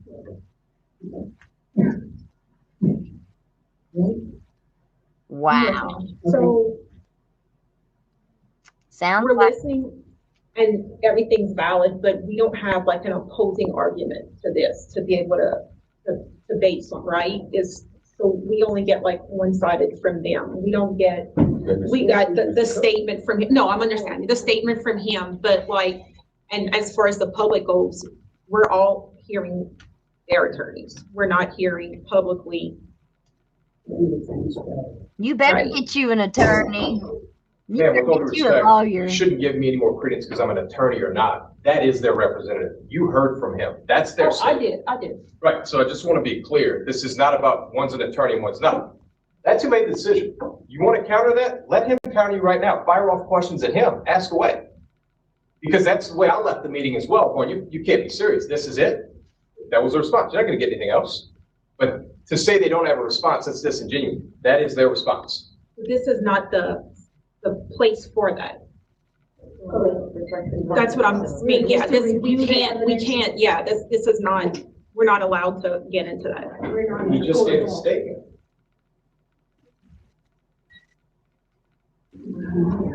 See, they don't even know what they're doing. None of them know what they're doing. How many of these board meetings have you guys ever been to? City council meetings, the same damn way. They always, a city attorney. And I mean, okay. You might lean on your city attorney for certain things. But we also know that attorneys can be used to get you out of certain things. Like this lawyer that sent me that fake cease and desist representing Lila Steins. How can you even put your name on something like that? Accusing somebody of doing something, committing a crime that hasn't been, I didn't do anything.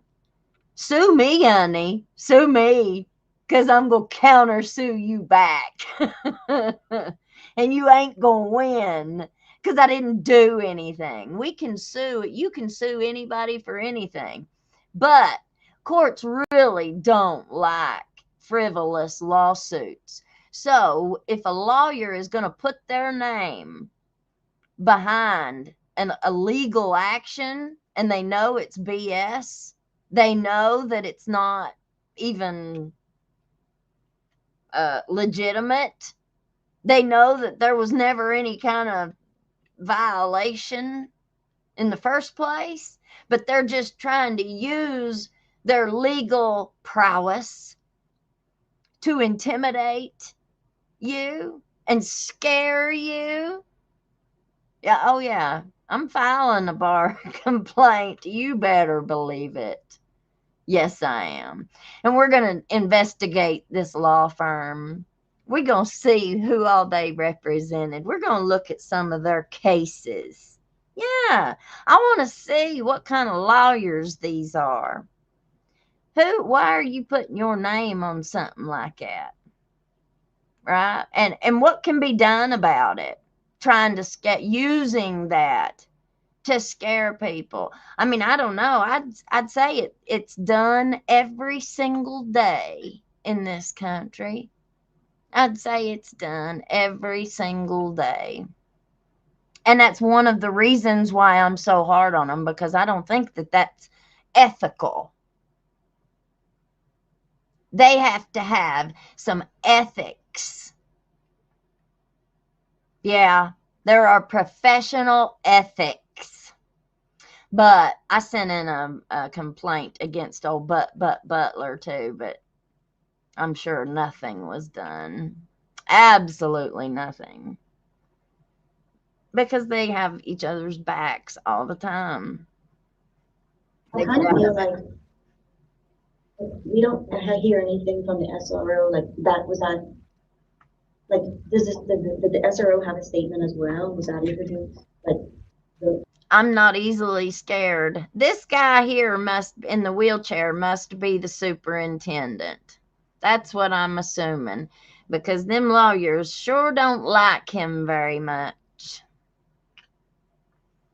I bet he's got a really bad attitude too. He kind of seems like it. Findings, I mean, I know that when the principal handed it to the SRO, did the SRO come out with any information for us? The principal, Ms. Babbitt, if I may, the principal was in the hearing and she spoke to There ain't the no fact that court. the student spoke to the counselor, the student spoke to the SRO, the student spoke to members of her staff. And so there were many members of her staff who were aware of the allegations. Remember, in the transcript that is spoken about, Ms. Coriel speaks to, there were multiple students who were reporting multiple other students having engaged in this behavior.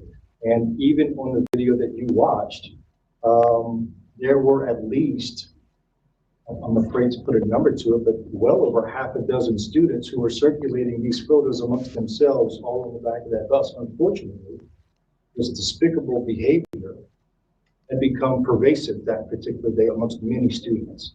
And her staff was trying to arrive at the origin and then how it got to be and where it went from there.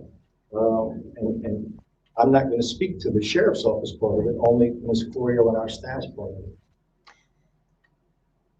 The image was not created at the school, correct? It was created, and I understand I have there's- not been given a clear account that anyone has determined where, when, or how the image was created. Well, it did say there were a couple of people from out of the parish that had done it. I have not. I mean, that was in the transcript. I have yes. not been presented with any evidence to determine who, when, or how any of the images were created. If it happens somewhere else, then it is a law enforcement problem, not problem, but decision. And the thing that we're looking at is that it was being shown around the school by some other people. And again, when presented to the principal, allegedly, because the student in question in the transcript says, I heard it was happening, but I don't know who has it or where it is right now. And so the limitations of the investigation were such that the lack of specificity and details hampered the investigation. And these are always difficult things to investigate because the right to privacy of students has to be married with, compared with.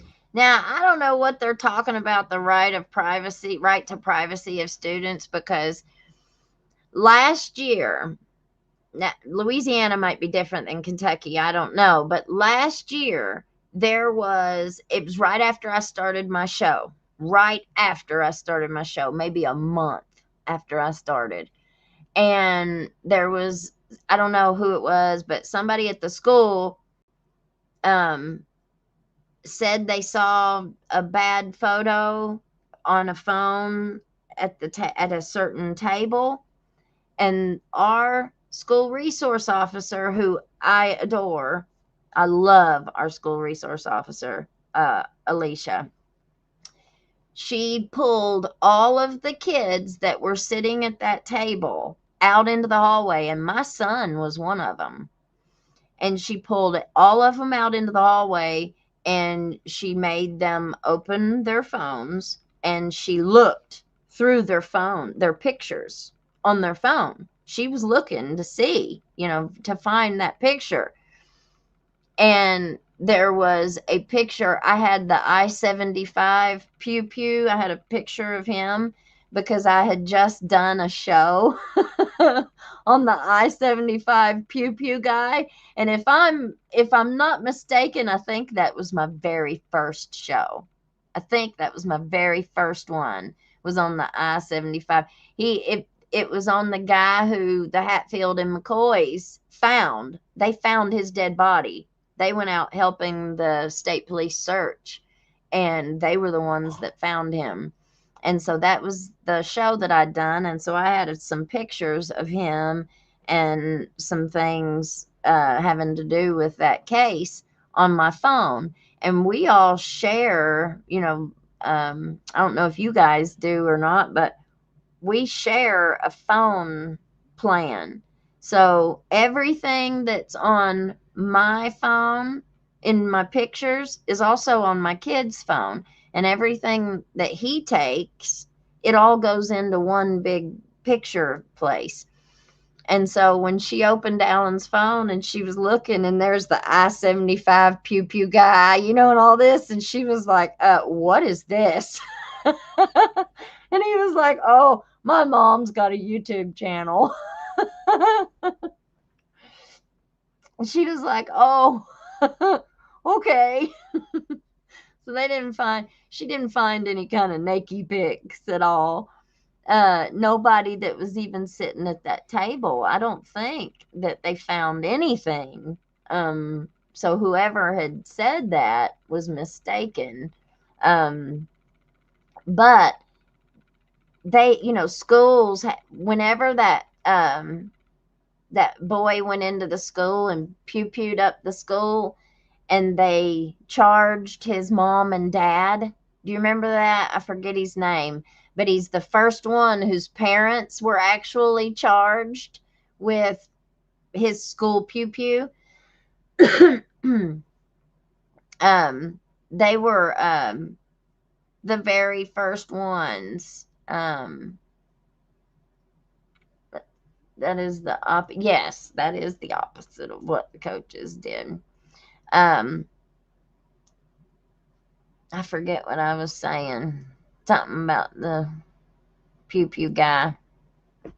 Anyway, let's get back to this. Sorry, I didn't mean to get off on The tangent. seriousness of the allegation and what we can do and what we cannot do. That's why we do partner with the sheriff's office to lead us in these investigations, and we're thankful for that. There's a lot to be regretted about the circumstances of this case, to be sure. In the origin of the manufacturing of the image has absolutely nothing to do with this. If a kid manufactured a bomb in his house and brought it to the school, it's not an off-duty sheriff's office deal, it's a school deal. What we do know is the image that you saw was on a bus that's owned by the parish. Right, I understand that. Now, I'm just saying that if it was created somewhere else and not on the school grounds, the thing that we're looking at as a board is what happened at the school, and that is passing the picture around, showing the picture, correct, on the bus. And at school. Look, I will tell you, when this was presented to me, Mr. Cook didn't ultimately make this decision, I did. I'm not going to pretend to this board that Mr. Cook made this decision and let him stand here alone. I concur with this decision, to be clear. Of course he does. Sometimes in life, we can be both victims and perpetrators. Sometimes in life, horrible things happen to us and we get angry and we do things. The video you all watched, I don't think depicts what was described tonight. The video you all watched depicts something that is very difficult to defend. I'll leave it at that. I want to see her beat him up. I want to say, and Mr. Martin, I respect you a lot. What keeps playing on my mind a lot, is that what she went through all day. And then did it reach a tipping point that afternoon, seeing the kid she thought was responsible, even though he may not have been responsible. and then getting two other guys, that bothers me, getting two other guys involved to go beat them up. That bothers me a lot. But I'm also trying to think, So she got two boys to beat. and I'm always the one at expulsion hearings that come up with these things, you know? But I do have a problem with her facing everything she did all day, and all of a sudden she snaps. And it wasn't all of a sudden, because you could tell in the video they were planning it. She put her hair back. She was getting ready to think about it. And there's a lot of things in that video that I don't like. But I'm also trying to put into perspective what she went through all day. And as a young girl, and as a father, as a grandfather, I kind of wonder somewhat to what I would do. And of course, this is open. Normally we get into this much more heated when we're in executive session, especially by me, because I seem to ask a lot of the questions and expulsions. But I think if there's ever and what I don't want to condone, and what I don't want to come across, is that I don't want to condone that if you're perceived as a victim, that gives you the right to go beat up somebody. And I have a problem with that. And I do, Matt and Ben, I have a problem with that. But sometimes when I think of what you went through all day, maybe, and I know we have strict rules, and that if you do this, that you're expelled. If you're involved in a fight, you know, you're automatically suspended. You know, is this a situation maybe where we look at a suspension instead of an expulsion, where we can get her back in school? Her grades are suffering and pass. I don't want to see that happen. And I'm just throwing things out, guys. You probably disagree with me, but you know, I don't have any opinion here. You guys are the decision makers. But I keep on thinking what she went through from all day that day, and then on the bus. And I do have a problem with what I saw on the bus, because it looked like she was getting some guys to help her out. I have a big problem with that. But I'm also trying to put it in context of what she went through all day. I will leave you guys with this, or not say the word, put this in perspective. Put in perspective, imagine what she's going through and going to help multiple times, in the words of Mr. Martin, counselors, teachers, trying to call her dad, and nobody will help. Put that in perspective before you make your decision. Let that sink in. That's why we're here. I do have a problem on the bus, fine. But when nobody else helps you, and you've gone to them for help, that is a different situation. Undisputable. Children help And her. severity of crimes, like one's a victim, one's not. You know, child pornography, what sentence is for that versus simple battery. But one's still in school. Right? Let that sink in. Yeah. Question, they keep saying nobody helped her. What kind of help What kind of help? was she? When you doing? asked to call your father, and as you're now, what I'm understanding is she's supposed to violate school policy and use her own phone. When she goes to a guidance guy, you can look at me like that. That's exactly what just happened. This is Mr. Here, there is no policy against students using. their That's phones. right. They have safe places that they can use phones. Okay, well, wherever the safe place was, And in the but she went to the transcript, her counselor. dad does call the school. So evidently, he found out some kind of way. I'm just going by the transcript. She went to the school, she went to the guidance counselor, she reported to a teacher, sheriff's office. Right. Nothing was done. That lady needs Put to on the be same list. immediately. Now we're here expelling her. That's what I'm saying. What help was she looking for? Just not to be put on the bus? I don't know, someone to take the situation seriously and separate it. Stop. Just separate it. It's no different than look, and I hate saying adult crime. Someone's accused of a crime. I might have a client who's accused of assaulting someone. We don't know if he's innocent or not. What we don't do is put him in the same run and say, hell, cage it out. Or better yet, the same person who claims she's assaulted. And then goes to the sheriff's office, they say, no, we don't believe you. All right, let me try this route. No, we don't believe you, but let's go put him in the same room. That's the point. That's what we're saying here. That's my point of going to help. If she doesn't do anything, doesn't say where, it's a different story. She went to every avenue possible from the people that she trusts, guys. A knock on 6-1. Mr. Martin said it correct. These things unfortunately happen. You can't predict them. I totally get that. I can see both sides of that, but now here we are. And I just had a 6-month-old daughter. Somebody does that to her? I ain't sitting here right now. We're way past that. It's me you're dealing with. It's not them. And it's in a wholly different manner. So I don't know what else. So she did exhaust every avenue possible. And unfortunately, that's where it landed. And it started again the second she got on the bus. Guys, please, expelling her? This is not just one of those things. Like, this is life-changing events, man. You're just like, oh, well, I don't know if we got this right or wrong. Let's expel her. No, no, no. This is a good student. She's not been a bad student. Just asking, maybe make it a suspension and let her go back. We get it. I'm not asking for a pass. I'm asking to look at it both ways and to put yourself in her shoes. Unbeknownst to her, walks into a situation blindsided, getting made fun of all day from a naked image that she didn't send anybody. Whether it was made in China or here or there, what we know is it's shown all around the school and on the bus. And it's her.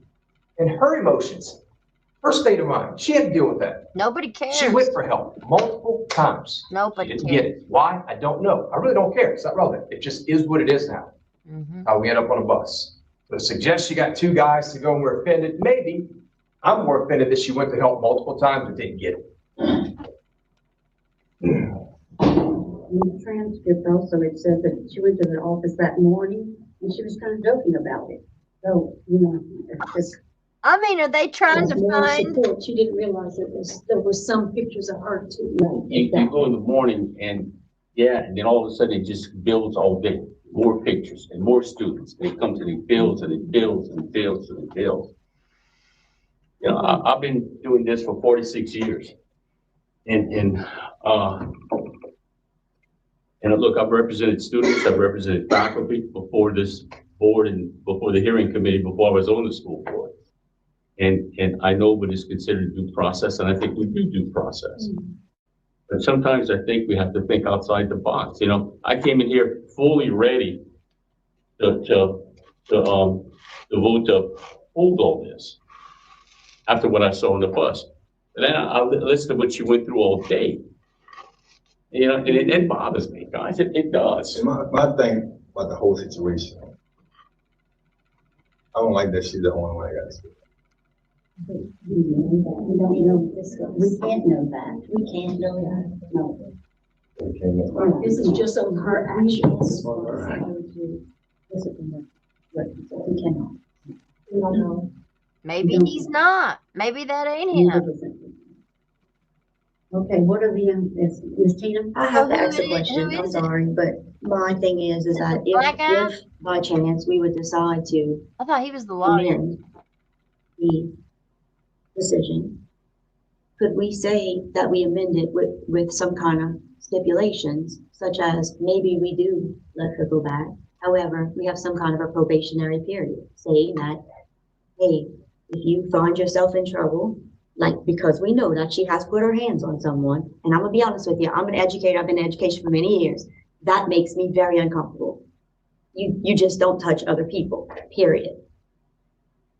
Would that even nobody be an has a option? problem. Because it might not be an option, but if I wouldn't ask the question, I would feel very remiss when I walked away from the table. No, you have the option, Ms. Babin, to do, again, you can overturn it, you can amend it, you can uphold it. So if we would discuss amending, we have the opportunity to put stipulations on it, is what I'm saying.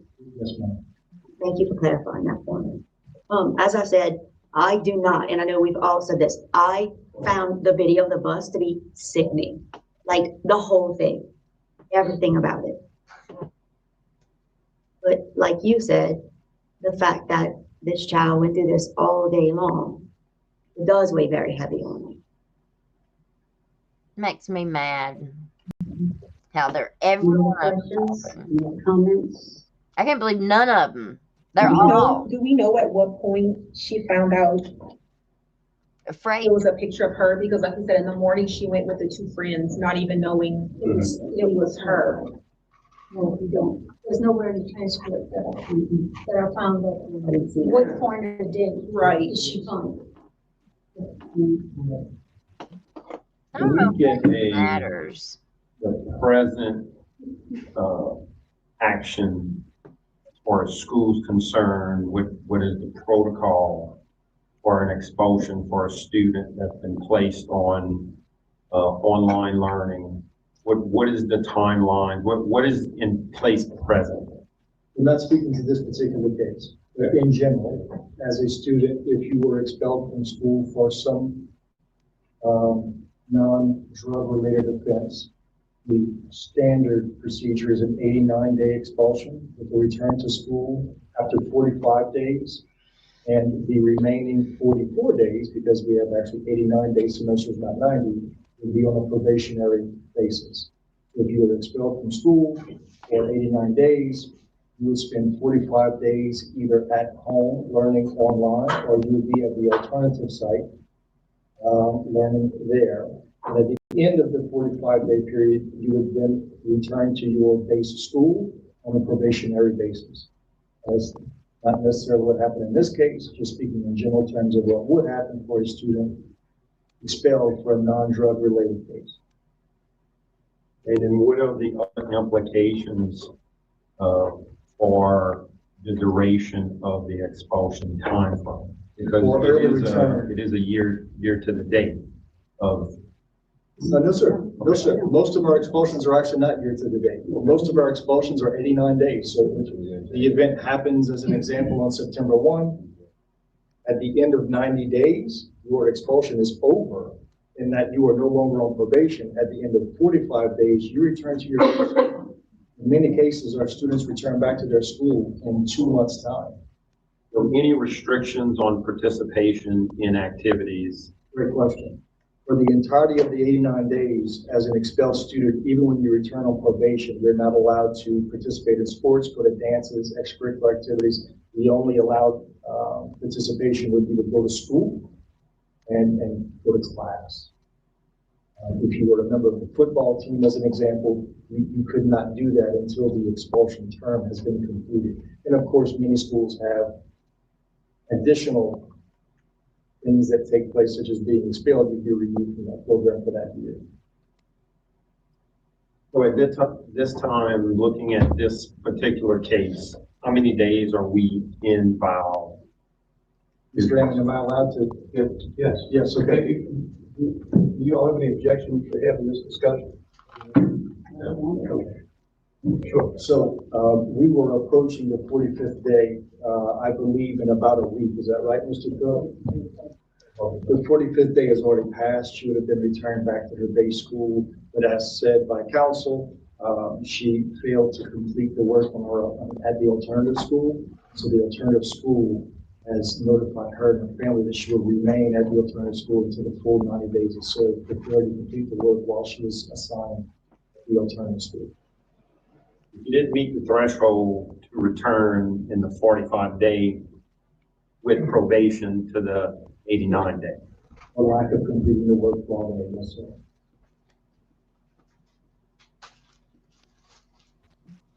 Had she completed the work, she would already be back.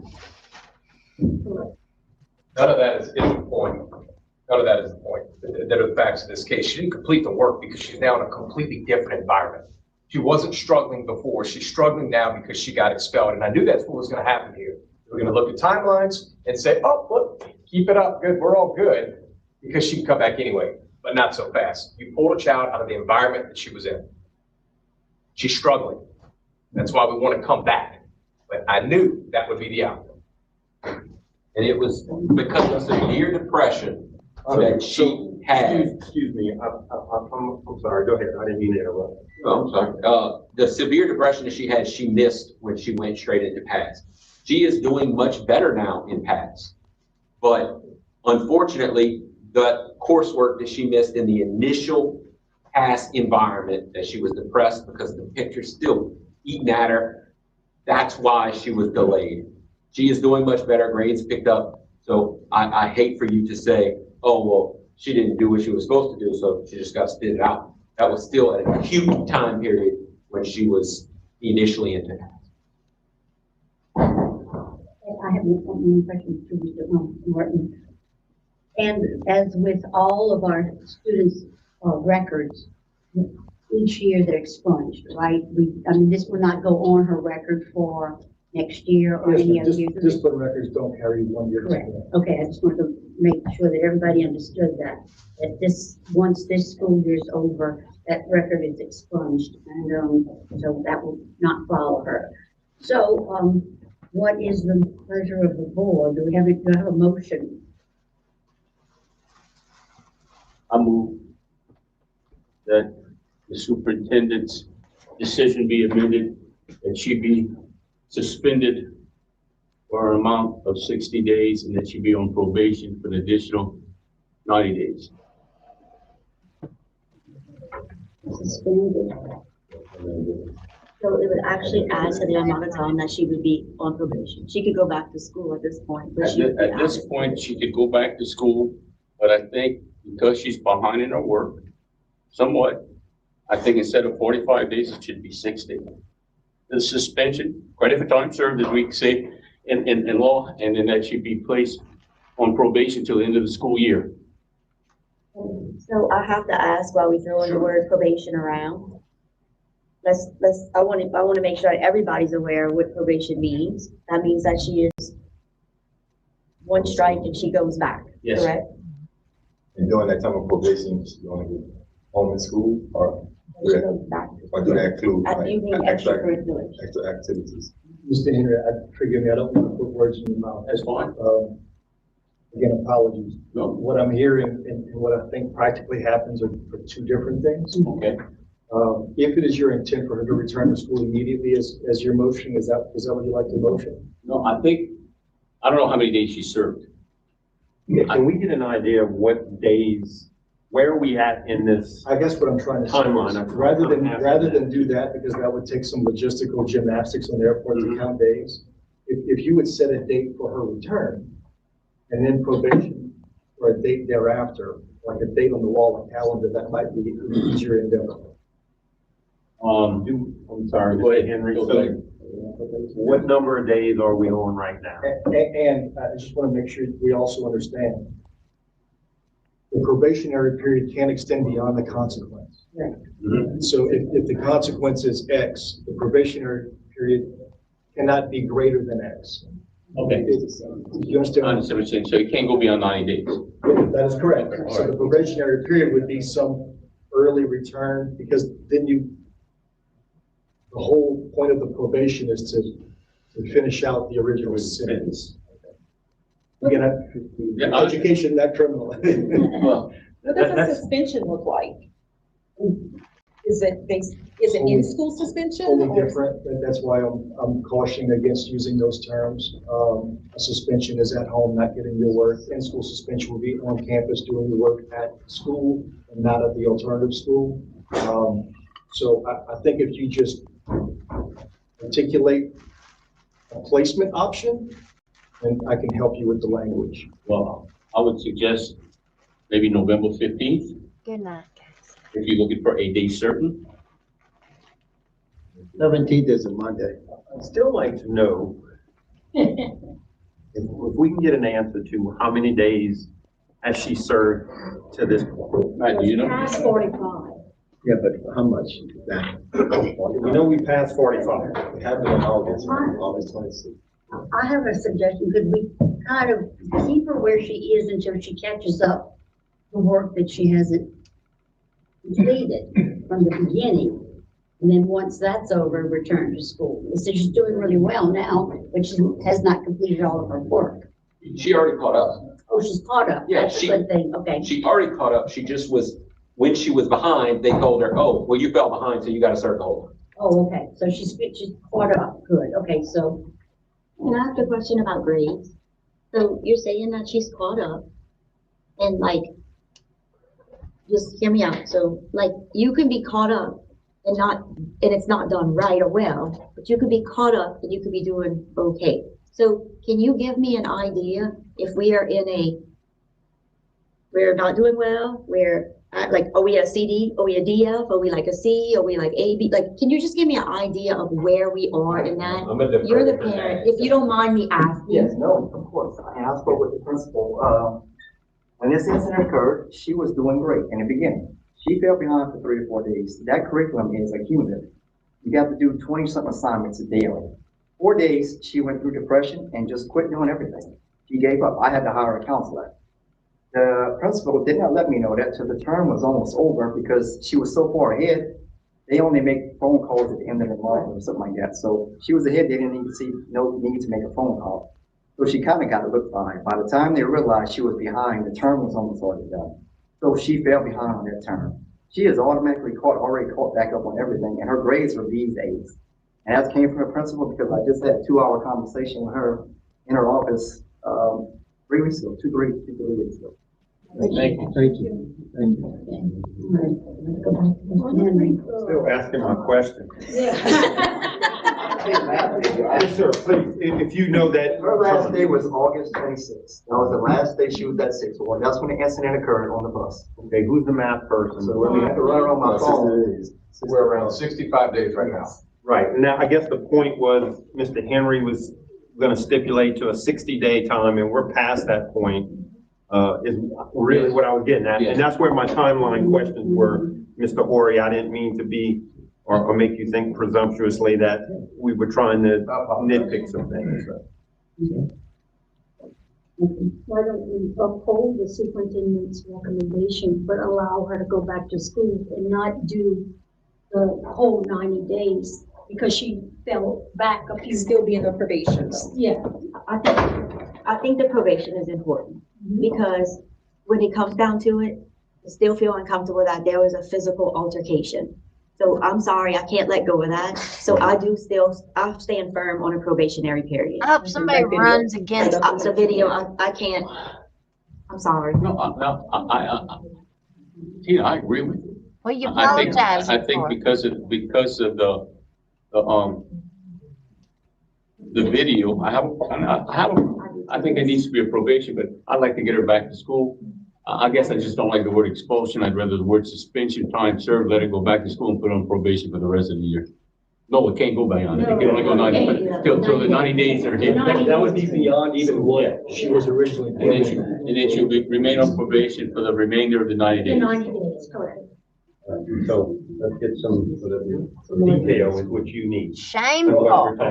I think that what she just said and what Mr. Henry just said, again, this isn't my motion. I think I understand what Mr. Henry is motioning now, which is to uphold the expulsion and allow the student to return to school immediately. And then she has to remain on probation for the remainder. As she would, because that's upholding the expulsion. But are you saying expulsion or suspension? I would like to say suspension instead of expulsion. So can I make a statement here? Go ahead. I think at this point, one thing that we do agree is that child needs to go back to school. Yes. Okay, I do think that she needs to go back to school. Yes. I would like to see her back at school as early as Monday if possible. So that's what I would like to happen if possible. It does, at this point, I feel like the verbiage of expulsion or suspended, it doesn't matter. With the child needs to go back to school. Would you, I mean. She'll still be on probation. Right, I do feel that the probation is necessary. 30 more days. 25 days. Okay, I can live with that. So I was wrong. It's not. All right, so it sounds like the motion, so I will second the motion and restate it.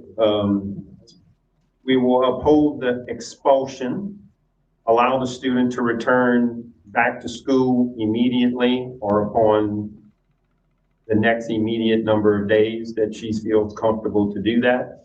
Again, on her judgment, but she could return as early as tomorrow. And upholding the expulsion would also include the remainder of the probationary period. So moved and. You want to repeat that this way you got that? Can I just make a comment? So what you're gonna do is you're still gonna keep her out of extracurriculars because of the expulsion. 25 days. So that's unfortunate. I know that wasn't the intent by some. So I would like to see her, if she's going back to school, fully back at school, so that's what the expulsion language is. If I may, just because of what I saw, the severity of the video, I think there needs to be a probationary period. And I think, unfortunately, that means she can't participate for another month or so in the extracurricular, but after that, she can. I think, but we're getting her back into school, and that's the most important thing. Make a brief point, please. You have a motion? Y'all are Yes. heroes. Yes, sir. She's about to go to public comment. Just as a father, I have never been okay with what she did. She has been known that from me as well. So I agree with all of you. What she did was wrong. No doubt in my mind. But expulsion was way extreme for a little girl that's never been in trouble in her life. Suspension would have been perfectly fine with me, and I would have never said anything because I always believe in accountability, which is why I'm still pushing this issue. Accountability. She was wrong, but the school was also wrong by putting her in that place with that little boy at the time. In my mind, it goes both ways. Yep. Share the accountability. Thank you. Look how it seems to me like all they care about is punishing this girl for how she responded to being exploited all freaking day long. Now, if that would have been me, I bet you all could tell that this meeting would have went completely different. They probably would have escorted me out or taken me to jail. Say a little bit louder, please. Propose the expulsion allow the student to return back to immediately. Probation, probation for 25 days. Until the end of To the end of The 89 days. We have a motion by Dr. Giat, a second by Mr. Henry Rahon. Any board, any public comment? Any board questions or comment, Mr. Blaine? It was stated that she could return as early as tomorrow. Who's gonna notify the school if she decides to show up tomorrow? Ms. Coriolis. And not cause a conflict? The principal is. Just wanna make sure of that. Nope. Okay? Just wanna make sure that, she shows up at school and it disrupts the whole, her She's day ready again. to start tomorrow. Is she gonna be ready tomorrow? I mean, we can have it ready. There was in the verbiage on the paperwork that I received that we were supposed to have a meeting with Ms. Corio to discuss plans on getting her back and getting her in place. So, I mean, honestly, there was Definitely. decision Allow up the to her. school and the parents to make a decision. We'll let y'all two. Y'all decide when Y'all two for that's time for her to go back. Okay. All right, any other board discussion, questions? Hearing none, let's vote. All in favor, say aye. Aye. Any opposed? Motion carries. Thank you very much. All right, moving on to you. Okay. All right, guys, we are almost over for tonight. So just to kind of get back to my notes and finish reading, coercion plus trafficking patterns, what counts as trafficking. You do not need chains, kidnapping, transport across state lines. You do need force, fraud, or coercion to obtain sexual acts. And, coercion and fraud can cover a very, very wide range of actions. A benefit to another person, any benefit to another person. I would say that would probably mean sexual gratification as well, like a watcher. Signs of local trafficking setups. Organized parties. Those private parties that we've heard so much about for the last 20 years here in Letcher County, or 30 years maybe even. Very interesting. I guess really all we should look at and see is what years these people became part of the circle. And that, I think, goes back to look at who their parents are. We're going to do a deep dive on Judge Mullins. We're going to look at who his daddy was. We're going to look at where he worked. We're going to look at what he did for that company, how he got the property that they have that nobody else in Jenkins allegedly was allowed to buy any. They wouldn't sell any to anybody, but they got some. We're going to learn about a lot of that. But anyway, organized parties, payment exchange, men being directed on what to do. Does that sound like what we were just talking about? Some of these guys that have been telling their experiences with this specific watcher, the White P. Diddy of Whitesburg. How I like to refer to him. The White P. Diddy. The old White P. Diddy. Men being directed on what to do, even sexually. Victims under substance control. So, they may not be a drug addict. They might just be a hardcore pervert pay.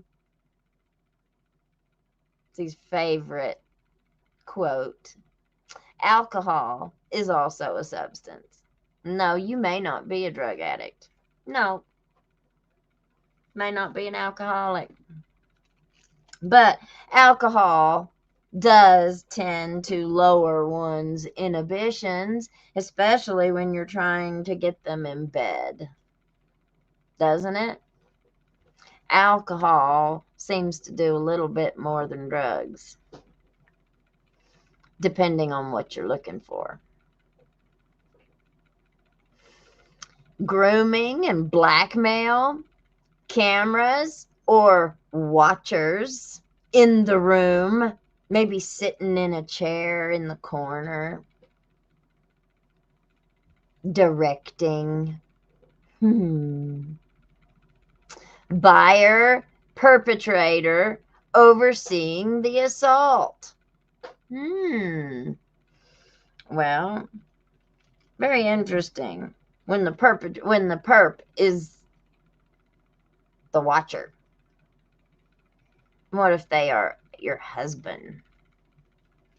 That brings all kinds of funky no-nos. The local issue, AI-generated nude images of minors at a Kentucky high school.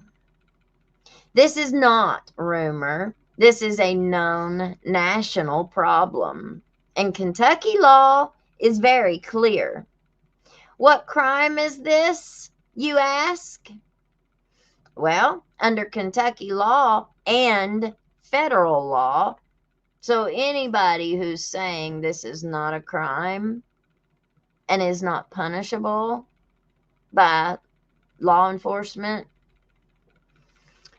under Kentucky law and federal law, producing or possessing an AI-generated nude image of a real minor is, in fact, CSAM. It's illegal whether the photo is real or AI. Illegal to produce, possess, share, or view. But not if you're a victim, okay? If you're a victim and you need to get this evidence so you can turn it in, you're not committing a crime. So don't think that by obtaining this evidence that you are somehow doing something wrong, because you're not. But I'm no lawyer, okay? But you're not.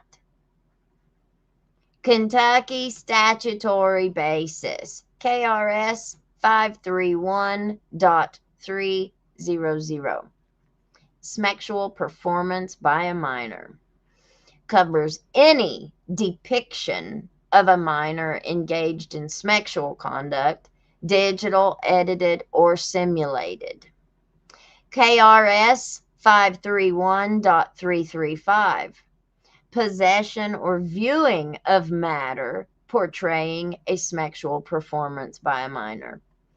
Possession of any sexually explicit image of a minor is a crime, including AI created. KRS 620.030. Mandatory reporting. Schools, teachers, principals, and coaches must report suspected exploitation or abuse of a child to police or CPS. So, if our high school is failing to report this matter, failure to report is a Class B misdemeanor. KRS 524.100. Tampering with physical evidence. That's what I thought. Deleting evidence after a criminal act equals a crime. If a teacher or a coach, if they said, just delete those pics, that is tampering and possibly official misconduct. Why AI nude images still count as child sex abuse material? The victim is a real minor. The image is sexualized. The harm and humiliation are the same. The law does not require the minor to be physically nude. Intent plus depiction equals a crime. Now, what parents can do, you can file a police report outside of the school system. You can call Kentucky State Police Post 13 and you can report it to the state police. You don't have to let the school handle it themselves. Or you can file with the Attorney General's Cyber Crimes Unit. You can report to the National Center for Missing and Exploited Children, the NCMEC. The school cannot block that. They cannot block that.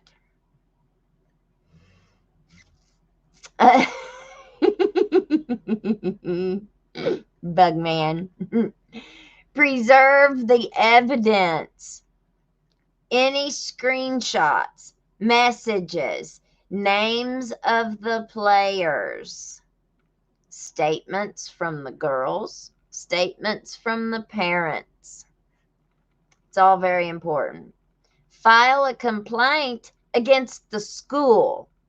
So any parents that are frustrated with the process of this investigation at LCC, you can file a complaint against the school. You can file a complaint with the Office of Education Accountability, the OEA. I did a lot of research on this for you guys.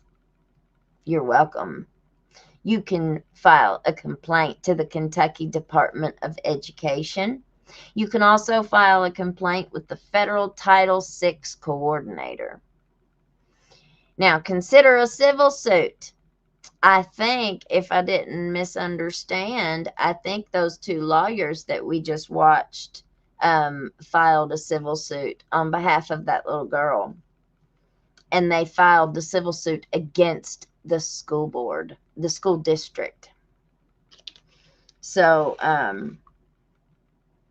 that's going to be, that'll probably, I don't know, it might end up being a landmark case.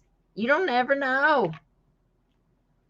There are so few laws on the books, and my opinion, my personal opinion is we've got so many older generations in our prosecutors' offices. They're very old school way of thinking. You don't have as many modern and techie people that are in prosecutors' positions. Most of them, they don't know anything about social media. They don't know anything. We see that with like the Butler fiasco here. You know, they think the only way that a person can make any money working on the internet is through like OnlyFans. That's where their thinking is. They look at like YouTube or people that are making money off TikTok or social media. There is a whole world of social media creation out there that pays more money than most of the jobs out there. If you can succeed, if you can be successful at it, right? But it takes experience. It takes people sharing that experience with others. It takes learning. It's work. It's a job. But they don't see it that way. They think of it, it's just Facebook. It's just YouTube. It's just social media. They're monetized, they say. Oh, she's monetized, so don't watch her. She's just trying to make some money. Like, this is the kind of people we're talking about. Just think that they control everything. And they usually do. But around here, I heard one of my mentors, I'll keep it to myself though who it is, but I watched him for a long time and I kind of copied a lot of things that he does on his show. And but he said, he tells everybody, you ought to do YouTube. You ought to do YouTube. If you're looking for a job, everybody that is 35 years or older has enough experience in something. My thing is true crime. This is my thing. But somebody else, it might be beekeeping. Might be rescue work with an animal, with animals. It might be snake hunting. You might just like to read the Bible. Anything. You can start a channel on anything. And the first 50 videos that you put up are going to suck. They're going to suck. But just get them up. And you get better the more and more you do. Well, didn't mean to go off on that little tangent, but the people that we're dealing with down in Whitesburg, they don't see this as a job. They don't see anything in social media or internet as a job, unless you're like a tech guy that comes in and helps them get rid of bugs or something. But I want to see what's going to happen. Hopefully they will do what's right down in Whitesburg. I don't know what that's going to look like. I don't know what right looks like. I don't know, because I don't know all of the specific details of what's going on, but I do know enough. Consider a civil suit. School systems that fail to protect students are liable. Yes, you are liable. Now, discussion questions I had. Why do small communities protect predators instead of children? That's our first question. Why do small communities protect predators instead of children? Anybody want to answer that? Yes, thank you, Miss Lucy. I do. I work 30 hours a day, 8 days a week. That's what I feel like anyway. I'm always working. There you go, Miss Leanne. I'm going to start a channel on different crafts. Machine embroidery, HTV, sublimation, honey. I think that's wonderful. I'll subscribe. I sure will. Miss Pauletta, teachers and school board are nothing but adult bullies. Well, this whole school board up here is all Judge Mullins' family. It's all Mullins' family. And I found that very odd that that Lila Steins would come up there to the basketball game like she did. And she only came those 2 times. She ain't been back. What's that tell you? She never came before. Never. Not in 4 years that I've been here. She ain't never been to a ball game. Never. Not to none of them that I've been at. And then she comes at Meet the Cavs and sat by herself. Now, the same people that she was sitting with in the picture behind me, they were there that Friday too. They were at Meet the Cavs too. She wasn't sitting with them that day. She was sitting in the middle all by herself because I was standing on the top and I saw her. Sat there for however long she was there by herself. Never spoke to a soul. You know, not like, she might have said hi, but she didn't sit there and have no conversation with nobody. And then she left. And then she came back the next week to our first ball game. And she ain't been back since. And this time she came up to sit behind me. Which that's fine. You can sit there all you want. She could have sat right there next to me if she wanted to. That would have been just fine. But she ain't been back. She's never been before, and she ain't been back since. Kind of tells me something. But it just was strange. That whole school, like the whole school board is all Judge Mullins' family. You know, a lot of the people that work at that school are Judge Mullins supporters.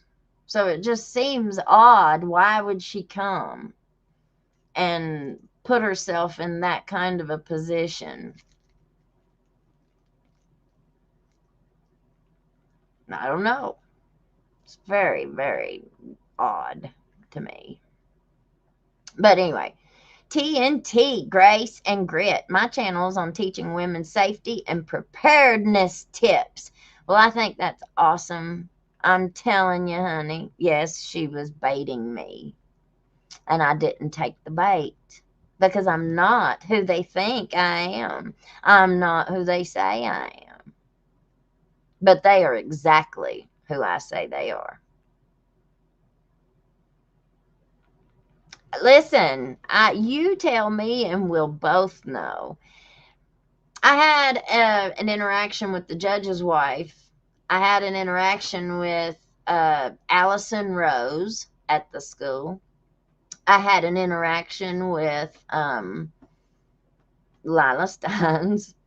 But with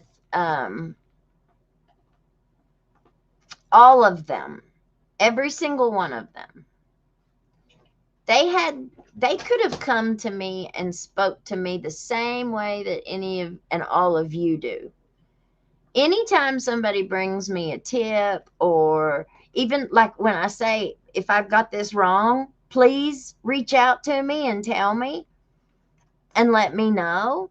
Well, people don't write me and say, hey, you stupid bee, you got that wrong. So here, let me tell you.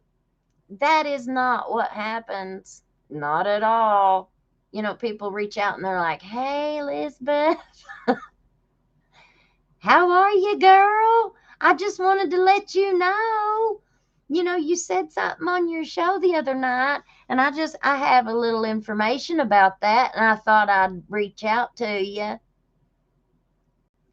Any of them had the same exact opportunity. They could have reached out to me and said, hey, you know, I would love to talk to you. Or, I mean, they don't have to, of course. They never did. None of them did. I could have been a much better ally. I could have been a much better ally. But they didn't want an ally. They didn't want an ally long ago. There wasn't none of them wanted to be my friend. That's okay. I'm glad. I don't want them to be my friend. Friends like that, who needs enemies? Right? Be constantly looking over your shoulder waiting for that knife to plunge into your back. No, thank you. I have very, very good friends. I have very wonderful friends that I wouldn't trade anything for. Never trade anything for. But, hey, I wish them all the best. Just away from me. You have you'll go live your best life. Just away from me. Hey, people have been saying that a lot lately. Her actions make her look like the rumors are true about her and Judge. Completely opposite of what she wants. It's very confusing. Yeah, absolutely. There's a lot more coming out too.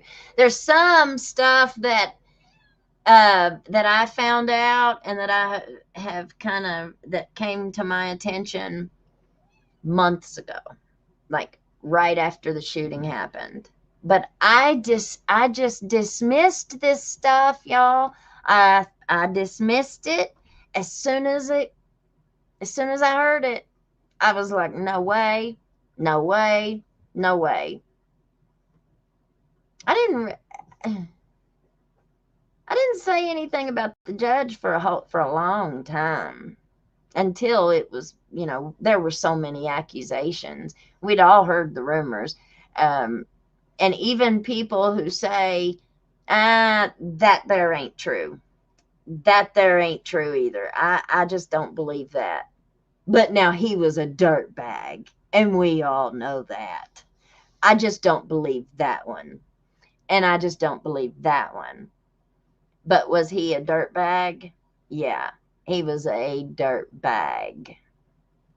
And that's what was told to me several times by several different people.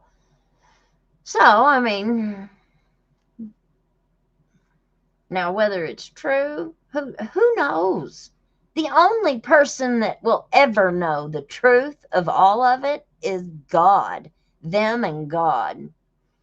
Mickey Steins, Judge Kevin Mullins, and God. That's it. And there's only one person talking, and he ain't talking. If he had shot the Judge for some moral outrage reason, wouldn't he have been talking by now? Wouldn't he have said that? But he hasn't said anything like that. Nothing. They're just saying he's crazy. He's crazy, he's crazy, he's crazy, he's crazy, he's crazy. That's all we're hearing. He's crazy, he's crazy, he's crazy, he's crazy, he's crazy.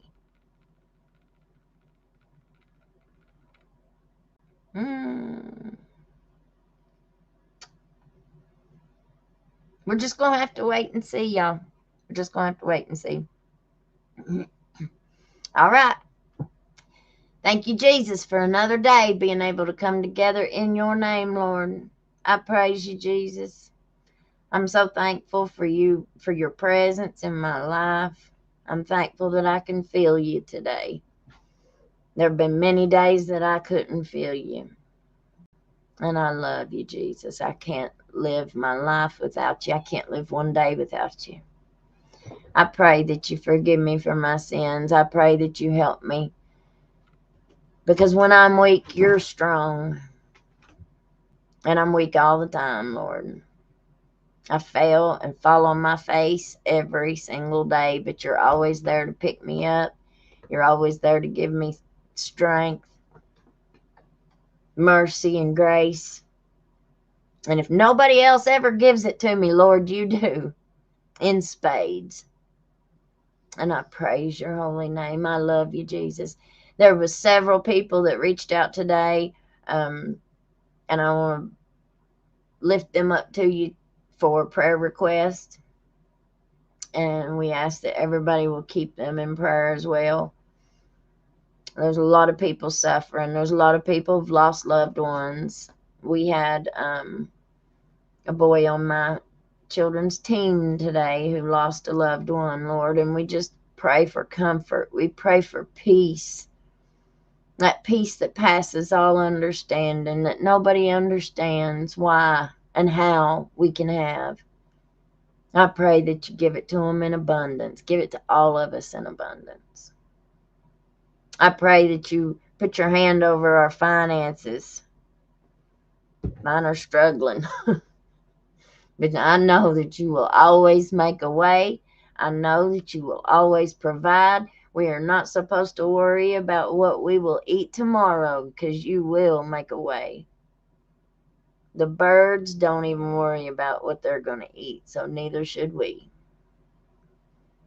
I pray, Lord, that you will heal all of the broken places within us, regardless of what it is. Relationships, poverty, just anything, Lord. There's all kinds of things that we struggle with, and I just pray that you'll touch us according to our need. Touch each of us according to our need, and you know all about each one of them.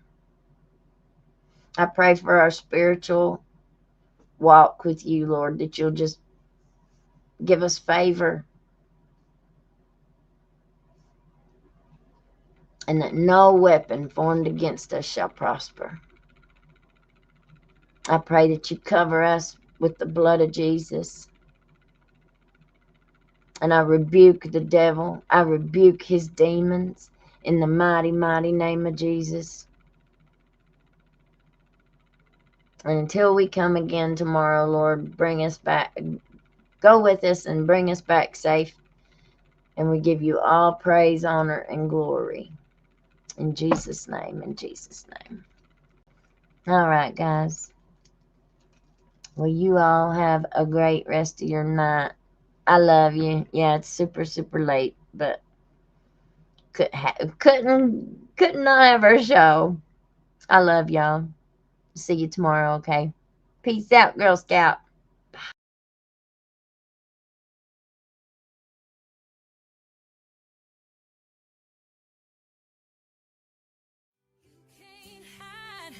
From hillbilly crime, you can't hide from hillbilly crime. You may not know that there's a crew in town. The head hillbillies are making their rounds. Small town whispers loud and clear. The sheriff shot the judge in his chambers chair. Sheriff got a secret he won't keep. Judge shot dead in his disbelief. A lot of people have some stories to tell. Dark pass away, get the sound of a shotgun shell. All the secrets still on down. Voices loud in this old town. From the courthouse to the ground. Rumors fly and they can't be bound. Neighbors hide behind their blinds. Whisper tales of troubled minds. Skeletons covering the mountainside. A treacherous reality in the pines. Winter reveals the hidden lies. Moonlight couldn't mask the cries. Shadows caught in sunlit skies. There's no cover, no